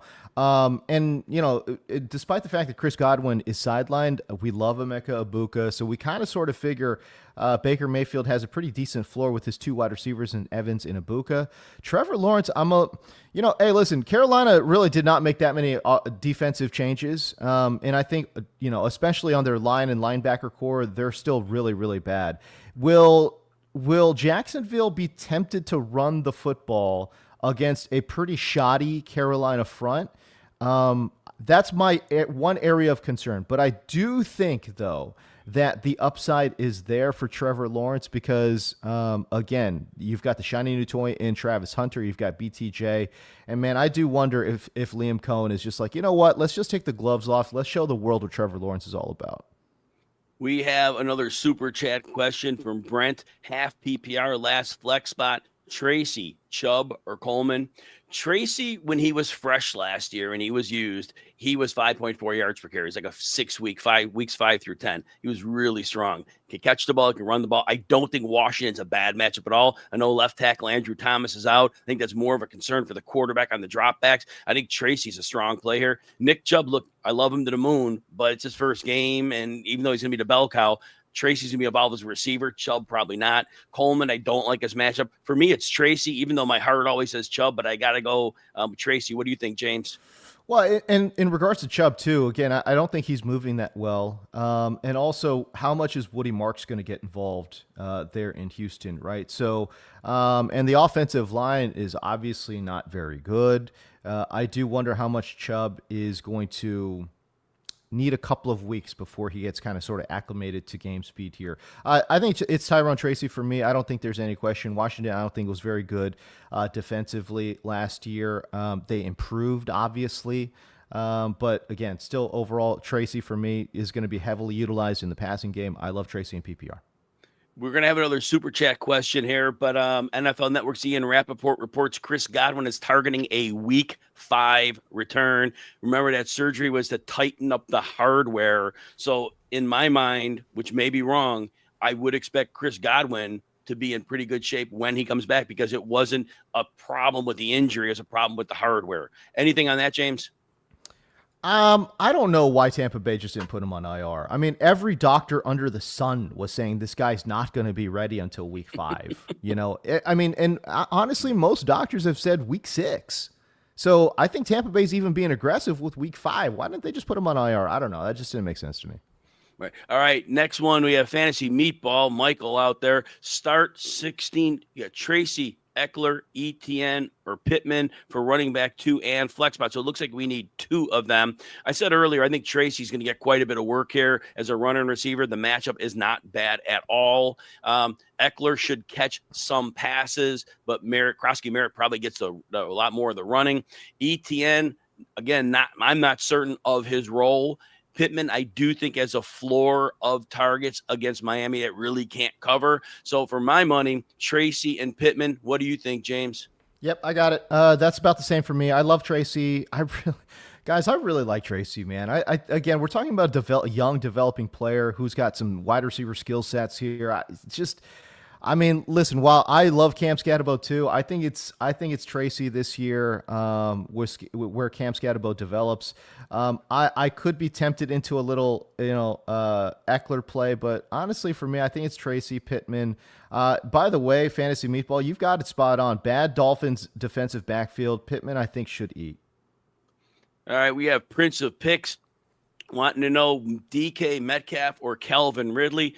Ridley has a horrible matchup. We saw against the Jets last year. He still did well. There could be garbage time. Metcalf does not have an easy matchup either. But that said, Aaron Rodgers in play action, I would have to think the big-bodied Metcalf is able to get, even if Sauce Gardner's on him, it's a big size advantage, whereas Ridley has no advantage on Patrick Surtain. For me, it's Metcalf. What do you think, James? You can't play Ridley. It's like I don't like either one. And as a matter of fact, I highlighted both as sits this week, but you can't play Ridley. Not against Denver secondary. It's just not. I don't think we got a rookie in his first game. No. In at quarterback, I'm talking about, right? Like Cam Ward. I just don't think you can play Ridley at all. It's for me, it's DK Metcalf. I don't like either one, but again, if I had to choose one, it's going to be DK. James, I'm going to answer a couple more questions with you. I'm going to let you take over. I don't know if in the stream or on the side you can see where the question, but I do have a highlight in blue. I don't know if it highlights for you. We'll do a couple more together, and I'll let you do the heavy lifting the last 45. But it's been exciting to work with you. But let's get Scott's question here. Debo or Jacoby Myers? Kind of like them both. Myers was pretty much 9+ targets a game once Devontae Adams got traded last year. And I don't know that his role changes a lot, although with Ashton Genty, they might run more. Myers is a much better quarterback than he did. Debo, look, last year, Washington, what was the way to play them defensively? You dropped everybody back. You gave them the catch and run. Well, that was Zach Ertz not running much, but piling up. I think Debo gets those dump offs, and I think defenses have to play them and give them that space. So I think they're both excellent plays this week. Ultimately, I probably lean Debo because I think you got to play them in such a way he's going to get free yards that Myers isn't going to get. What are your thoughts on that one?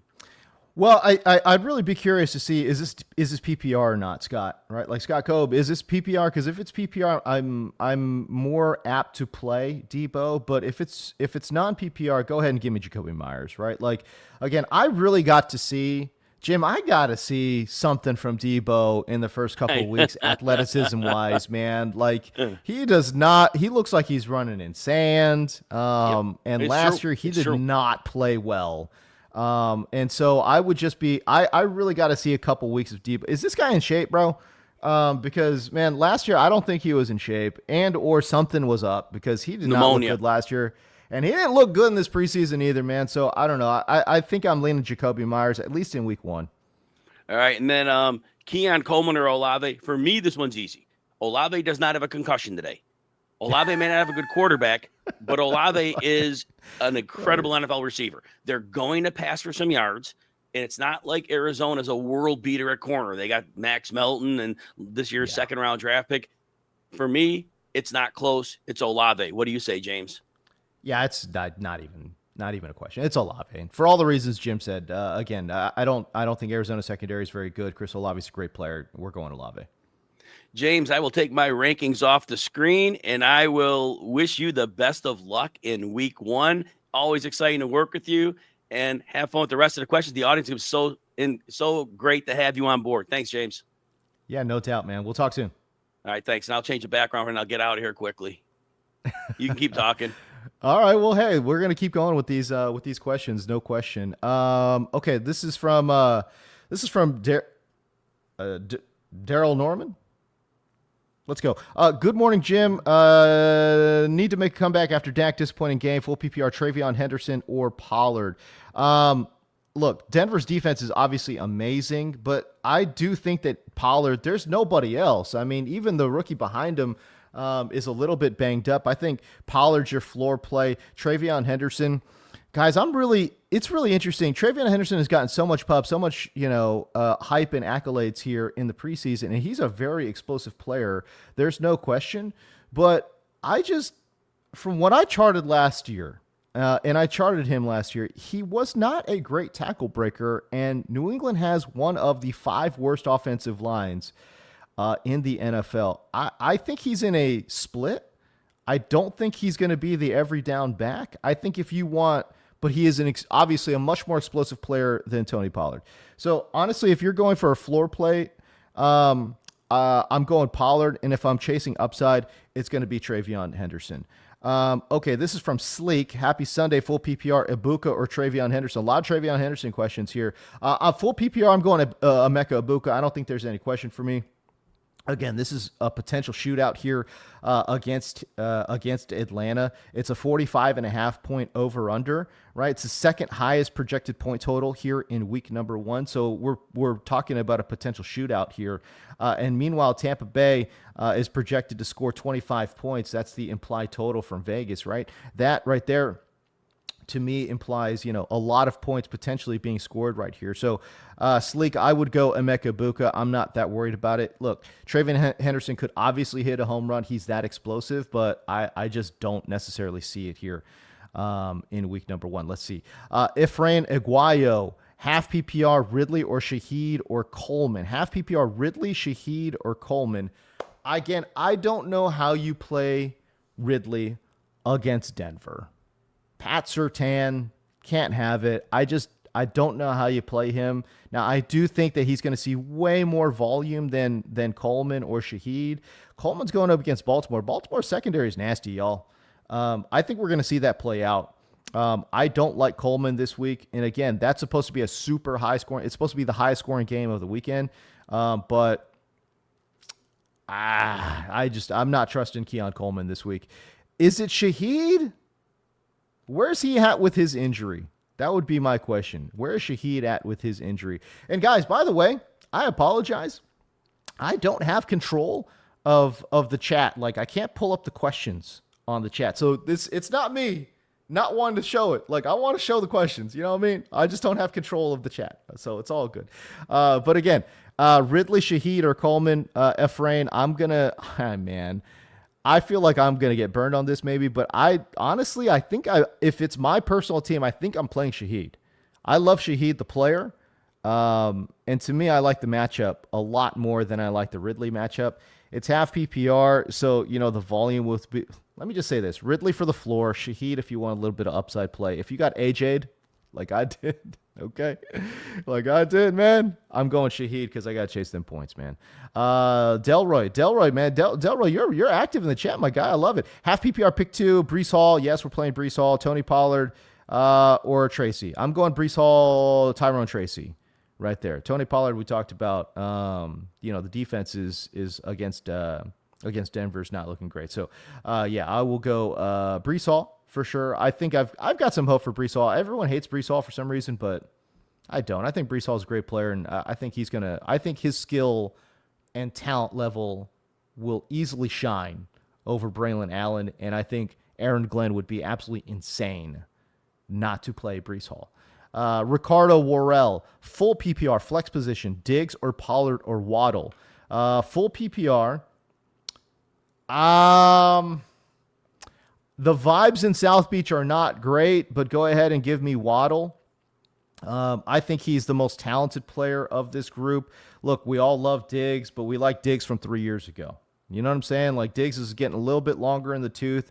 I don't know what New England does. By the way, that New England game is supposed to be a very low-scoring game. 43.5 is the over-under on the Las Vegas-New England game. I think both teams want to run the ball quite a bit. How much volume will there be for Stephon Diggs? By the way, where's he at with his health? I know in training camp, all the training camp videos have looked amazing in regards to Diggs, but we still don't know. He's recovering from a major injury. So in that regard, I really like Waddle, I guess, of that group. That group is tough, though. I think if you want a floor play, we're going Pollard because he's a running back and he's going to get the work. But if I want a little bit of upside, I think I'm going to go Waddle. By the way, how much do you think Miami is going to lean away from Tyreek Hill and go into Waddle here a little bit? Tyreek obviously has made some comments, and I think the team might be a little bit hedging their bets here a little bit. Why feed Tyreek Hill when you don't know how engaged he's going to be? And instead, let's go to Waddle, who's been, again, a great soldier. He's a great player too. He's a great player, is Jalen Waddle. All right. Joe Buttafuoco. What a name. I get name envy, y'all. I do. James Koh. That's just such a boring name. Koh. Anyways, whatever. Start Travis Hunter or Debo. Also, you have Brian Thomas. Oh, okay. So you're a little worried that if you play Brian Thomas, we're capping off Travis Hunter. I don't care.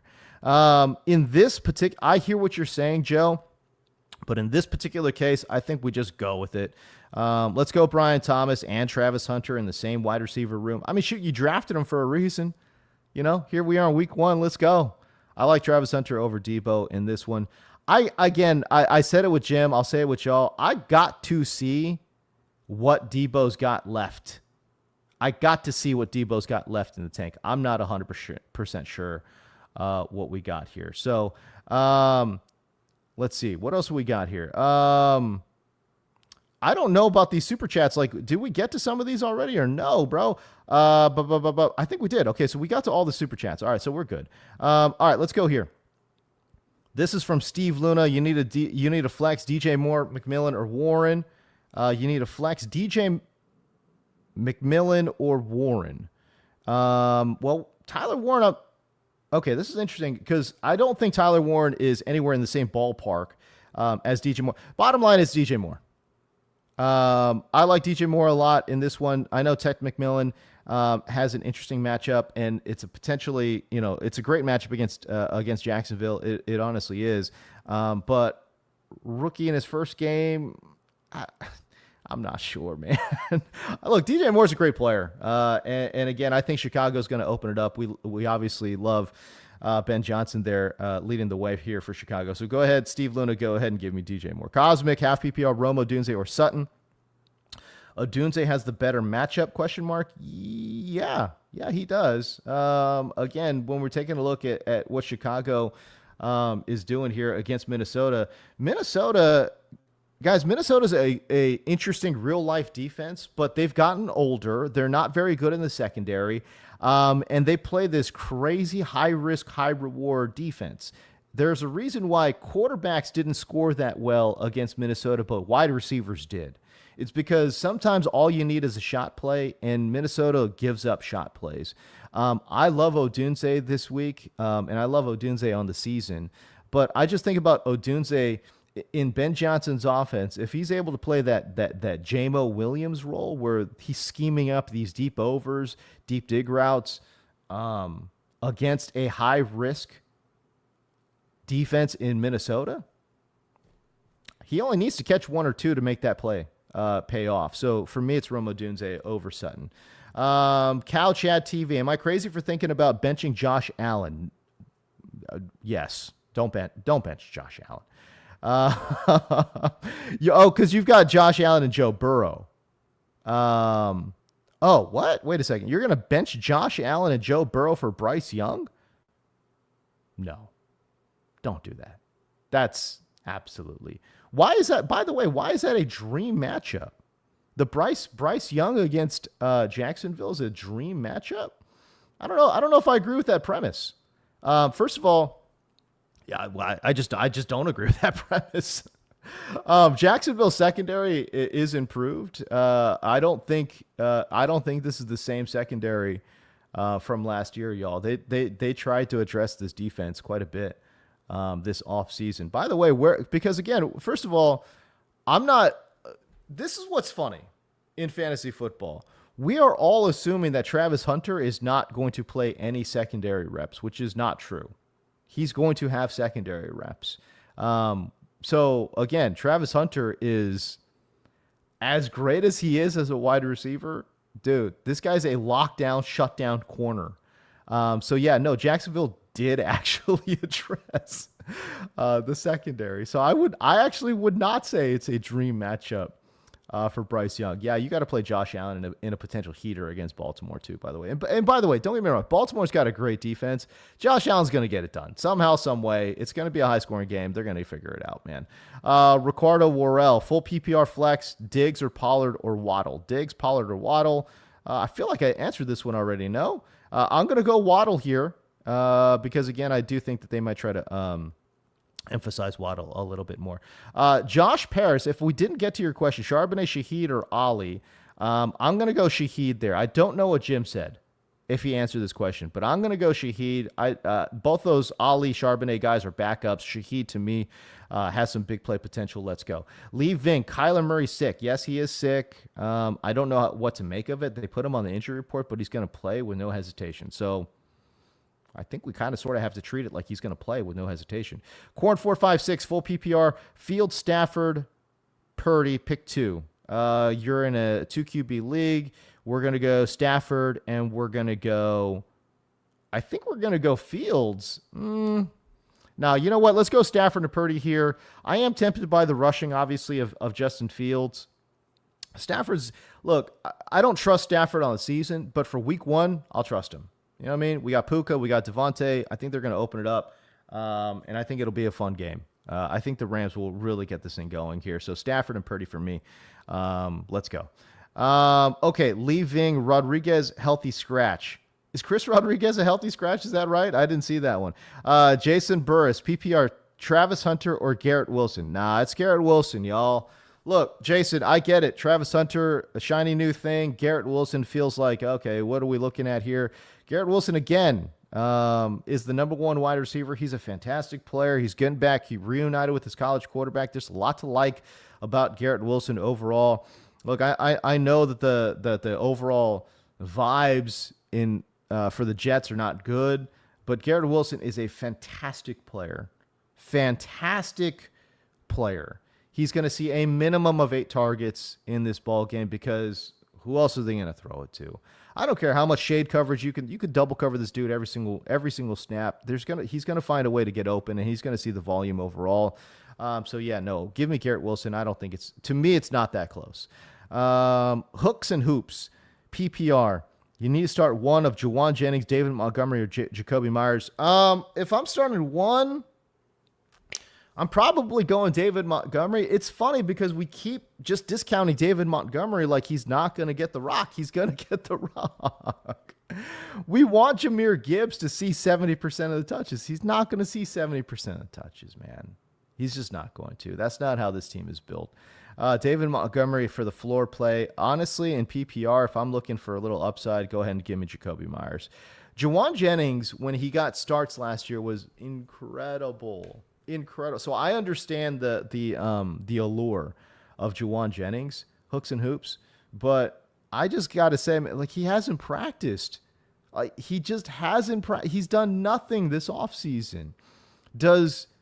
Can you really honestly see somebody like Kyle Shanahan, who has no problems putting dudes in the doghouse? He put Ayuk in the doghouse for like 10 weeks, dog.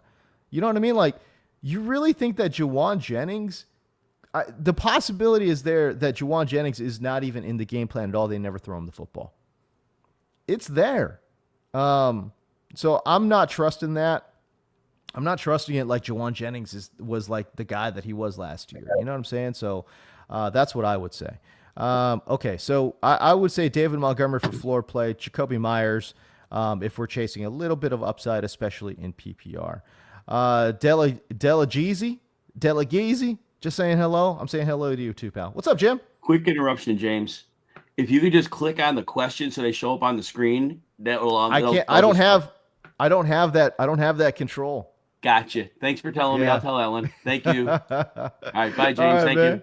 All right, man. We'll have it next week for you. Thank you. All right, thanks. Jim, I love Jim. It's been so much fun to work with Jim, man. There's no question. I don't have that control, y'all. I wish I could click on these questions, brother, but I can't. Listen, I've done a lot of streams in my life. I love clicking on them questions and having y'all your questions up on the screen. But we don't got it right now, man. It's all good. Full PPR, Tyrone Tracy, Shakir, or Pittman. From Master J, which is great.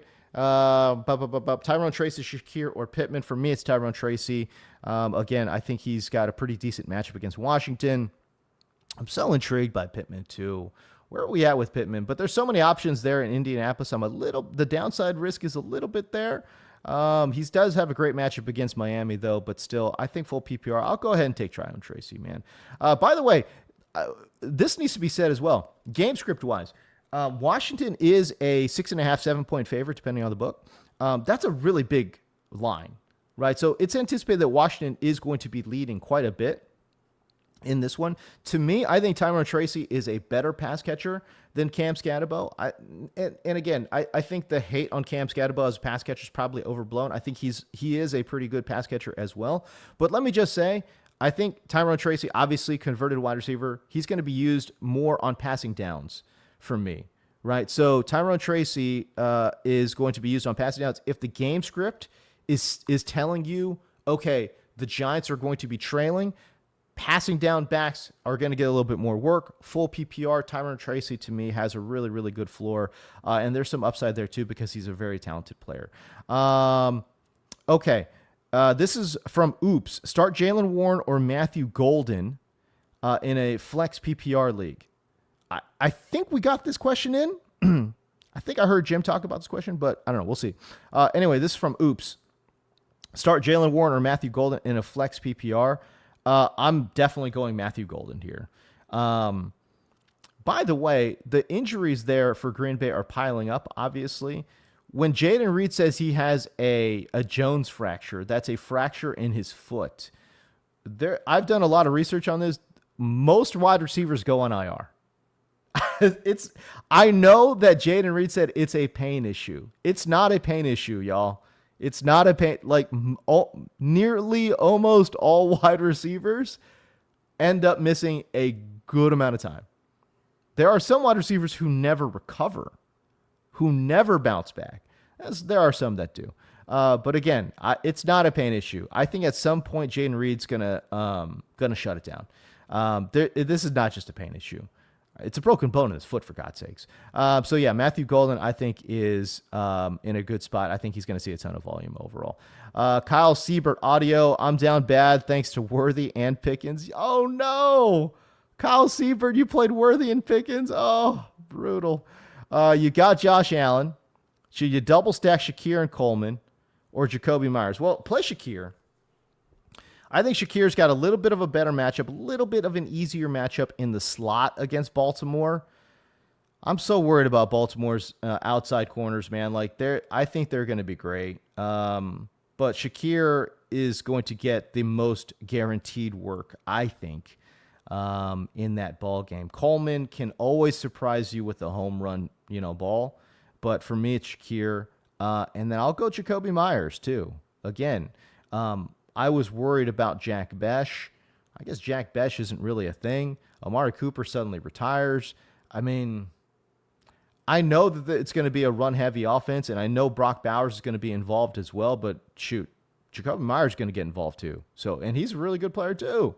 So go ahead and give me Jacoby Myers there. Jacoby Myers and Shakir. I like the thought, though, Kyle Siebert, of the double stack, just chasing the points like crazy. It's not DFS, though, so I don't know. Maybe. I don't know. Ben Schuler, Swift, Travis Hunter, David Montgomery, Odunze, Jordan Mason, or Eckler in the flex. Man, you got a lot of options here, dude. You know what's funny? I'm gonna go Odunze. Give me that upside. By the way, I think he gives you a really good floor, too. He's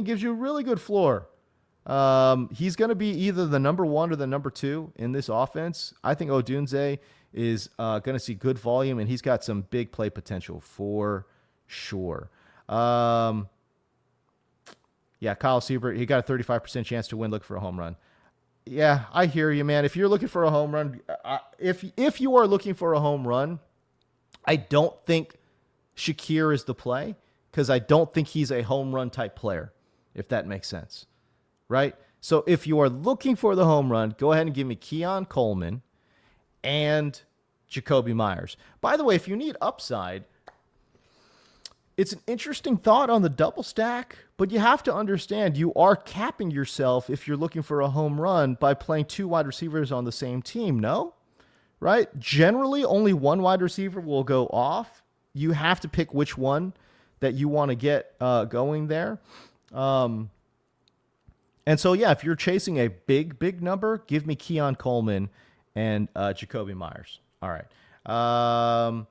Hero, a Geyer. New channel for fantasy. Stay motivated. Let's go. Hey, man, welcome. Stuart Smith, 10-team PPR. Calvin Ridley, can't play him. Rome Odunze, yep, we're playing him. Or Travis Hunter in the flex. Nope, it's Rome Odunze for all the reasons that I highlighted before. Calvin Ridley, you just cannot play. Listen, if you have viable options, you can't play Calvin Ridley. Not against Pat Surtain, dude. No way. Not going to happen.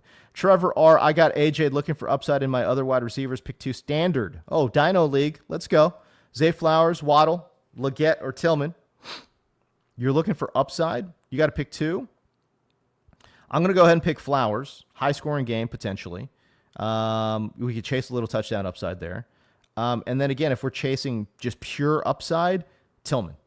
Tillman to me and again, he has the absolute worst floor of this group too. He can give you a 0. He can give you 0. But he could also give you 20. He could also give you 20, man. I could see him catching a deep shot over the top of this Bengals defense. If you guys just joined, this Bengals defense gave up 11 touchdowns on deep passes last year. That was tied for the most in the NFL. Who was the deep shot artist? It's Cedric Tillman. Who was he? And again, old man Joe, he can still sling it deep. He loves to sling it deep. So again, he can give you 0, he can give you 20. If you're just chasing upside, go ahead and give me Tillman. I'm not mad at that. But again, if you want a little bit more stability, I think it's Flowers and Waddle. All right. F. Jackson, T-Mac, Tet McMillan, Pearsall, Debo. The Pearsall spelling's got me tripped out, though. Pearsall, that's like a drink or something.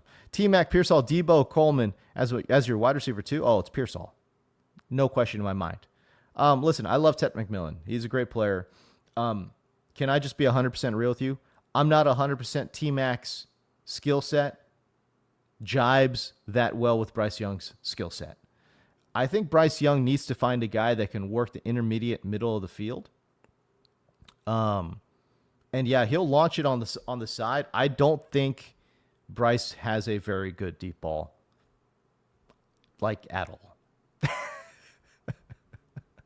Maybe I'm wrong. Maybe he's worked on that. I don't know what do y'all think, man? Like, I know the vibes are so good on Bryce Young, man. And like, I get it. Like, hey, kudos to him, putting his head down, working, he was being called the biggest draft bust in history, which is obviously not true because Jamarcus Russell exists, but he worked hard. And obviously after the Deontay Johnson trade, he got his confidence back. So it's good.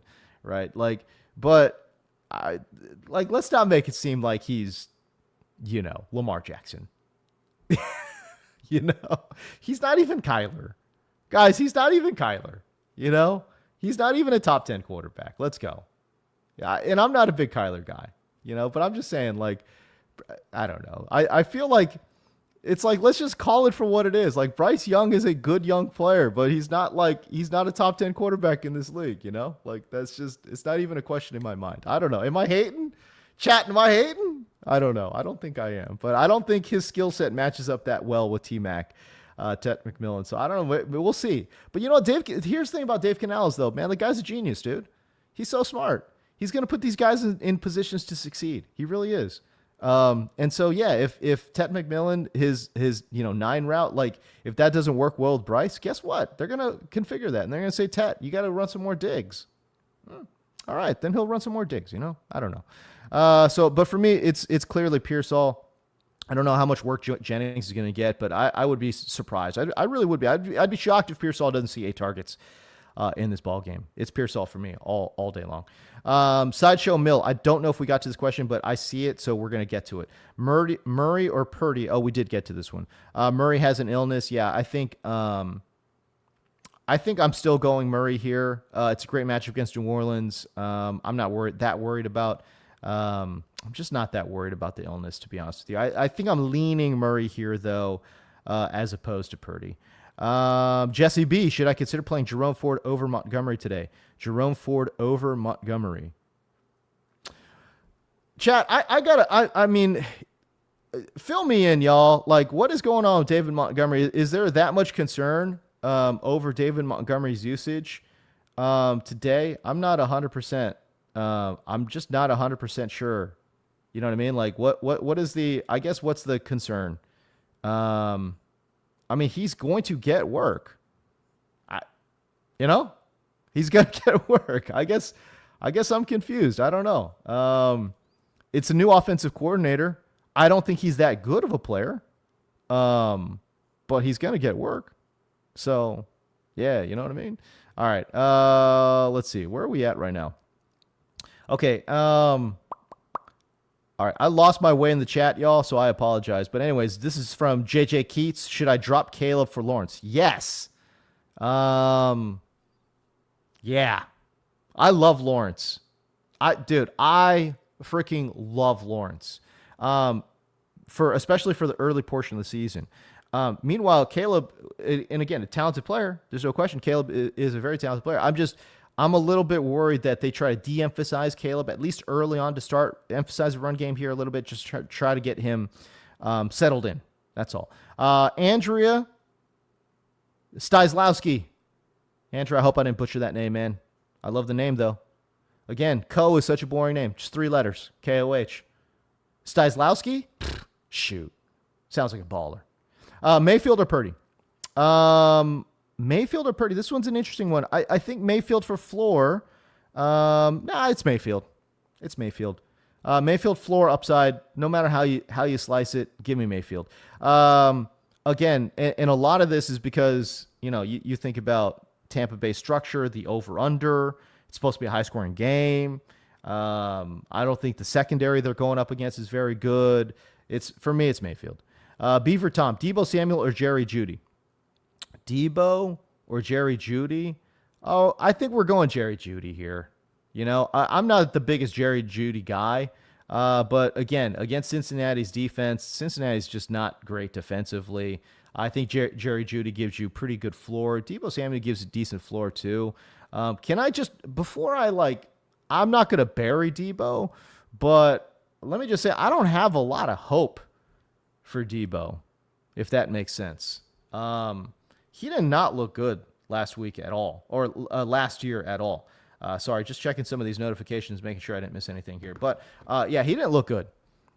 So let me just see what he's got left before we anoint the guy, But I'll go ahead and say Jerry Jeudy. He's going to see some decent volume in a pretty good matchup. Frank V, Deebo or Pearsall? Pearsall, there's no question. I feel like I've answered this question a bunch already. So Pearsall, no question. He's going to see a lot of work, and he's just a better overall player at this point in their careers. I mean, shoot, I'm not the only one that thinks that. San Francisco obviously thinks that, right? San Francisco's like, yeah, we got Pearsall. You could have Deebo. We don't need Deebo. We got Pearsall. We're good. Seward Smith, because of the matchup, full PPR, Stephon Diggs or Garrett Wilson? Leaning Diggs because of QB. Hey man, let me do this, Stuart. If you're leaning Diggs, go Diggs. Chat, let me just say this. I'm not going to be the guy unless it's egregious. Unless you're like, oh, should I play Josh Allen or should I play, I don't know, like Daniel Jones? It's like, okay, well, yeah, we're playing, but unless it's egregious, I'm not going to be the guy that talks you off your pick. If you're leaning Diggs, I want you to play Diggs. There's reasons for both. You know what I'm saying? There's reasons for both. Me personally, I would lean Garrett Wilson. That's just me personally. And again, if you just, ADP isn't everything, but there's a reason why Garrett Wilson is going so much higher in ADP than Stephon Diggs, right? So I think overall, I like Garrett Wilson. I like the volume floor that Garrett Wilson provides. There are a lot of reasons why you can play Diggs Stephon Diggs as well. They're playing Las Vegas right now. And the secondary there for Las Vegas is, it's not the best. There is a lot of reasons why you could play Stephon Diggs as well. I will say this too, though. It's interesting. I don't think the Raiders defense is very good, but last year they only allowed they were middle of the road in terms of fantasy points allowed to the defense. So there is that. But man, if you like Diggs, just play him and let's go. Jordan Griffith, Deebo or Tracy?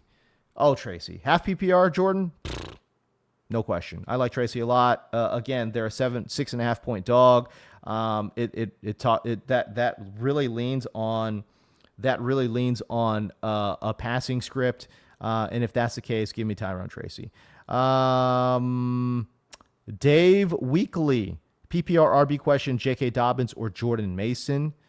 Dobbins is the lead. I think he's the lead back. Jordan Mason's going to be in a 60-40 split, the B side of a 60-40. I love Jordan Mason.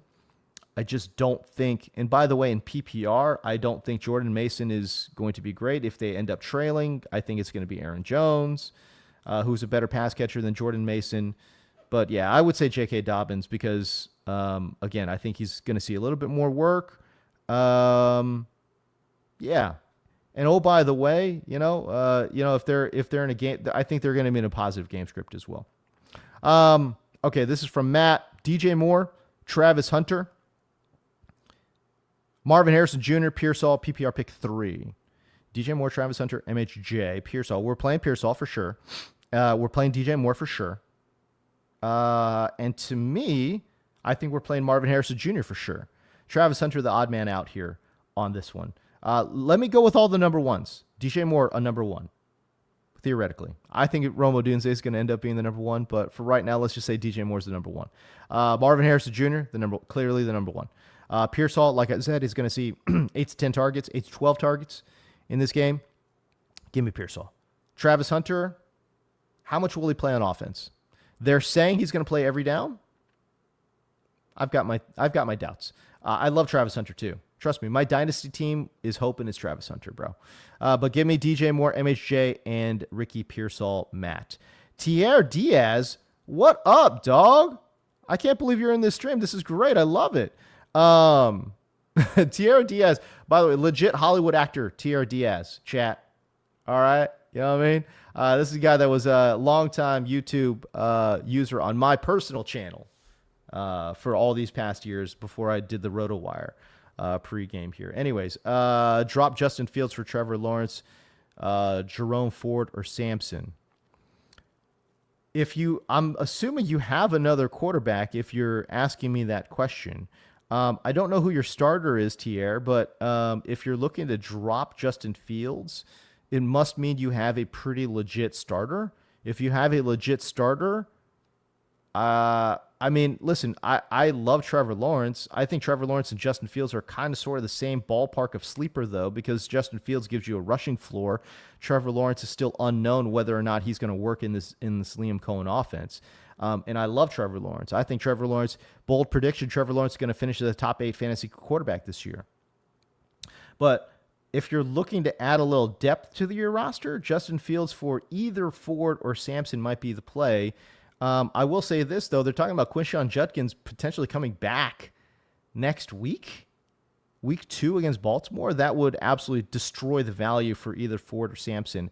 I have Fields and Lawrence about the same tier of sleeper. I like Trevor Lawrence more, but I think Fields gives you a safer floor. But dude, guys, I really love Trevor Lawrence, man. And I could get burned on this one. But I again, if you have Fields, I think you're okay. I probably don't drop Fields for Ford or Sampson just because Judkins is going to come back relatively soon. Joe Phelan, Commanders or 49ers DST? I would just say go with the better one. The matchup obviously is better for Washington going up against the Giants. But again, Seattle, when you're talking about Sam Darnold, he can be lured into a couple of picks as well. So I would just say let's go with the better overall defense in San Francisco, even though I think Washington has a better matchup. So yeah, I'll take San Francisco DST. Okay. Aiden, what up, dog? Koh knows. Full PPR. 1 running back, 1 flex. Yeah, 1 running back, 1 flex. Warren or Olave and Swift. Okay. We're definitely playing Olave. So the flex is locked up. So now it just becomes between Warren and Swift. Let's go Swift. I think overall better offensive ecosystem there for Swift. I'm not trusting Tyler Warren just yet. What's that backfield split going to look like between him and Caleb Johnson? Caleb, dude, guys, I mean, I know he didn't show that well in the preseason, but Caleb's a dog. Like, this guy can play. So I do think, and I think he's great fit for outside zone as well. That's going to be the predominant run scheme they use in Pittsburgh. So we'll see. I mean, shoot, they drafted the kid for a reason. They're not just going to bury him on the sideline. I do think that he's a great fit. They ran primarily outside zone at Iowa last year, and I thought he showed out pretty good.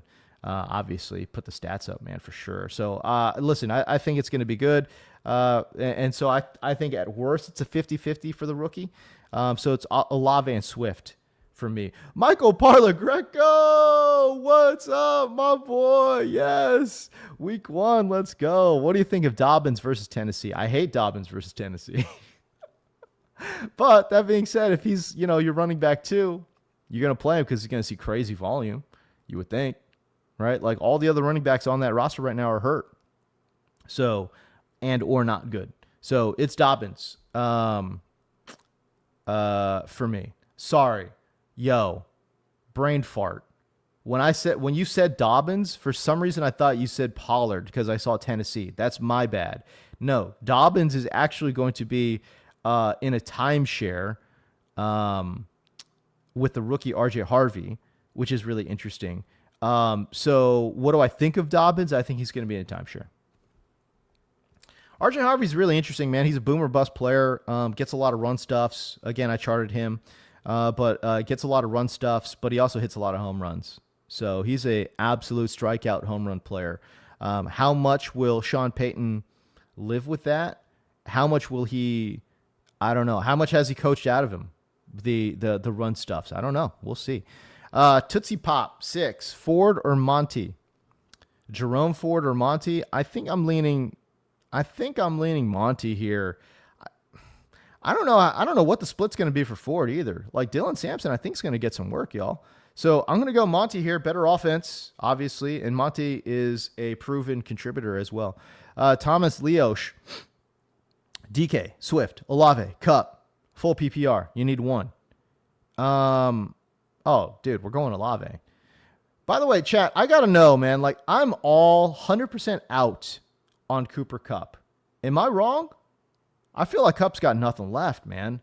I don't know. For me, this one's an easy one. For me, it's full PPR, no question. Chris Olave. I think he's going to see 8 to 10 targets in this ballgame too. Rachel. Yeah, I don't know. I don't know how to say the last name. It's an interesting last name. TVRDIK. I love that last name. Rachel, Ted McMillan or Garrett Wilson, full PPR. I'm going Garrett Wilson, y'all. I think the hate has gone too far on Garrett Wilson. He's a great player. And while I like Ted McMillan too, and the target share will be there for sure, I have some concerns about Tet's fit with Bryce Young. And oh, by the way, even though I think Tet is a very good player, I don't think Tet is like this. He's not Brian Thomas Jr. He's not Marvin Harrison Jr. He's not Malik Neighbors. Does that make sense? Like, he's a good player. He's just not of that same class, though. He's not the same class of player as these top wide receiver prospects that have come out in recent years. So, again, I like Tet. I don't love Tet. So I would say go ahead and give me Garrett Wilson, who is a bona fide true stud number 1. Emergency, start Ertz or Loveland. Ertz or Loveland.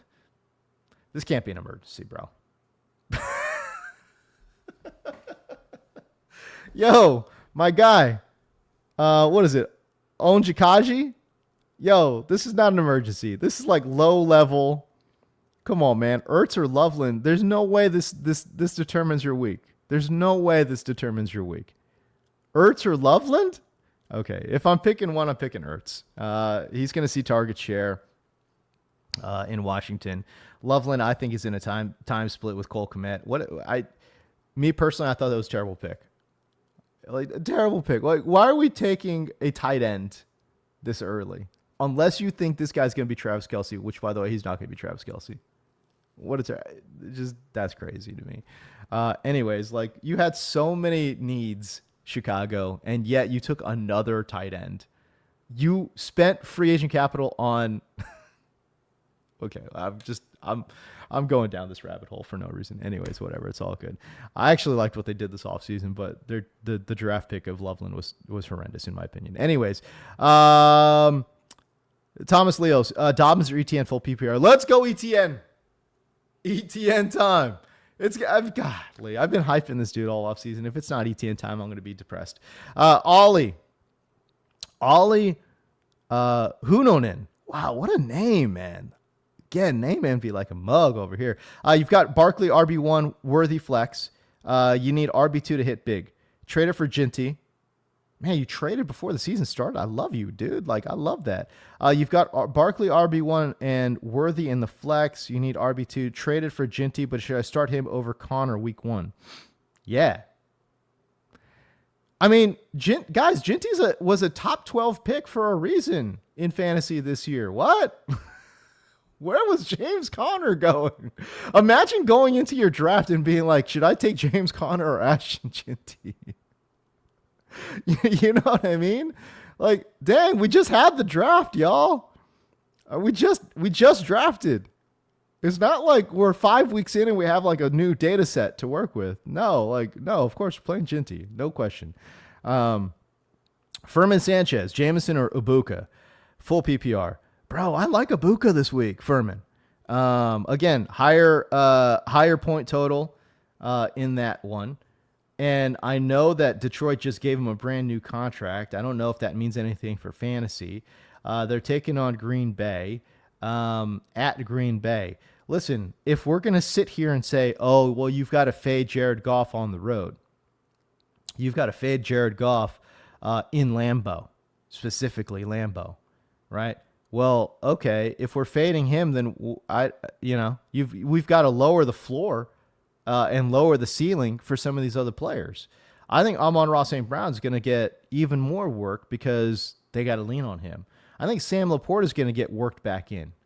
And shoot, Isaac Tesla? What is going on with Isaac Tesla? Are they going to have some packages here for him as well? Yeah, I don't know. I'm going to go ahead and say Emeka Ibuka. All right, struggling between Diggs and Tyrone. First of all, let me try to figure some stuff out. Okay. Struggling between Diggs and Tyrone, Tracy, in the flex. Who do you think? In my humble opinion, my kick is clean. What a handle. My kick is clean. Tyrone Tracy, I don't think there's any question in my mind. Way better floor, full PPR. Again, there might be chasing some points here, maybe some checkdowns. He could be a little bit of a PPR cheat code is Tyrone Tracy. All right. Let's see here. We got a couple minutes here. Do I got anything else in here, y'all? Can you do rapid fire next time? Games are about to start. Z. Hey, listen, I hear you, bro. Henry or Strange, standard. I am going to go Strange. I like the matchup over. This is not really that kind of stream, though, Z. I don't know. That's what I was told. You know what I mean? That's what I was told. And I think we got all the super chats out the way. Yeah, we did. All right, so we're good, bro. Okay, so yeah, I would listen. I could do rapid fire. I just don't think that's this kind of show. Pollard or Tracy? This is from Jordan R. Hart. I am going to go. Oh man, I'm gonna lean Tracy right here. I don't like the matchup against Pollard has against Denver. Tracy, I think, has a much softer matchup against Washington. Washington was terrible against the run last year. I'm going to lean Tracy right here. Robert Schwarzenberger, Achane, Eckler, Pollard, Breece Hall, pick 3, or Tracy. I'm going to go Breece Hall for sure, Achane for sure, and then I am going to actually lean on Pollard here just for the floor if I had to pick 3. No, excuse me. Oh, you have Tracy too? Yeah, give me Tracy. Achane, Breece Hall, Tracy. Those are your 3. Okay. Hey, listen, kickoff is about to start. As always, I wish I got to more questions, but sometimes, man, I got to, listen, I got to give some explanations on this stuff, man. So, yeah, for me, listen, we're going to be back next week. I will try to burn through more questions next week. But, again, this is not necessarily that kind of show, guys. We're trying to explain the why behind all this stuff. Jordan R. Hart, man, I appreciate you, brother. Z, hey, listen, Z, hey, shoot your shot, baby. You got to ask. It's all good. I get it. We could go rapid fire, maybe a little rapid fire for the last 10 minutes, something. I think that's a good compromise. Maybe that's what I'll do. Next week. All right. So here we go. All right, let's go. Anyways, I appreciate y'all. Kickoff is about to start. I hope you guys enjoy your week one. I hope you guys score all the fantasy points, man. We'll see you. Peace.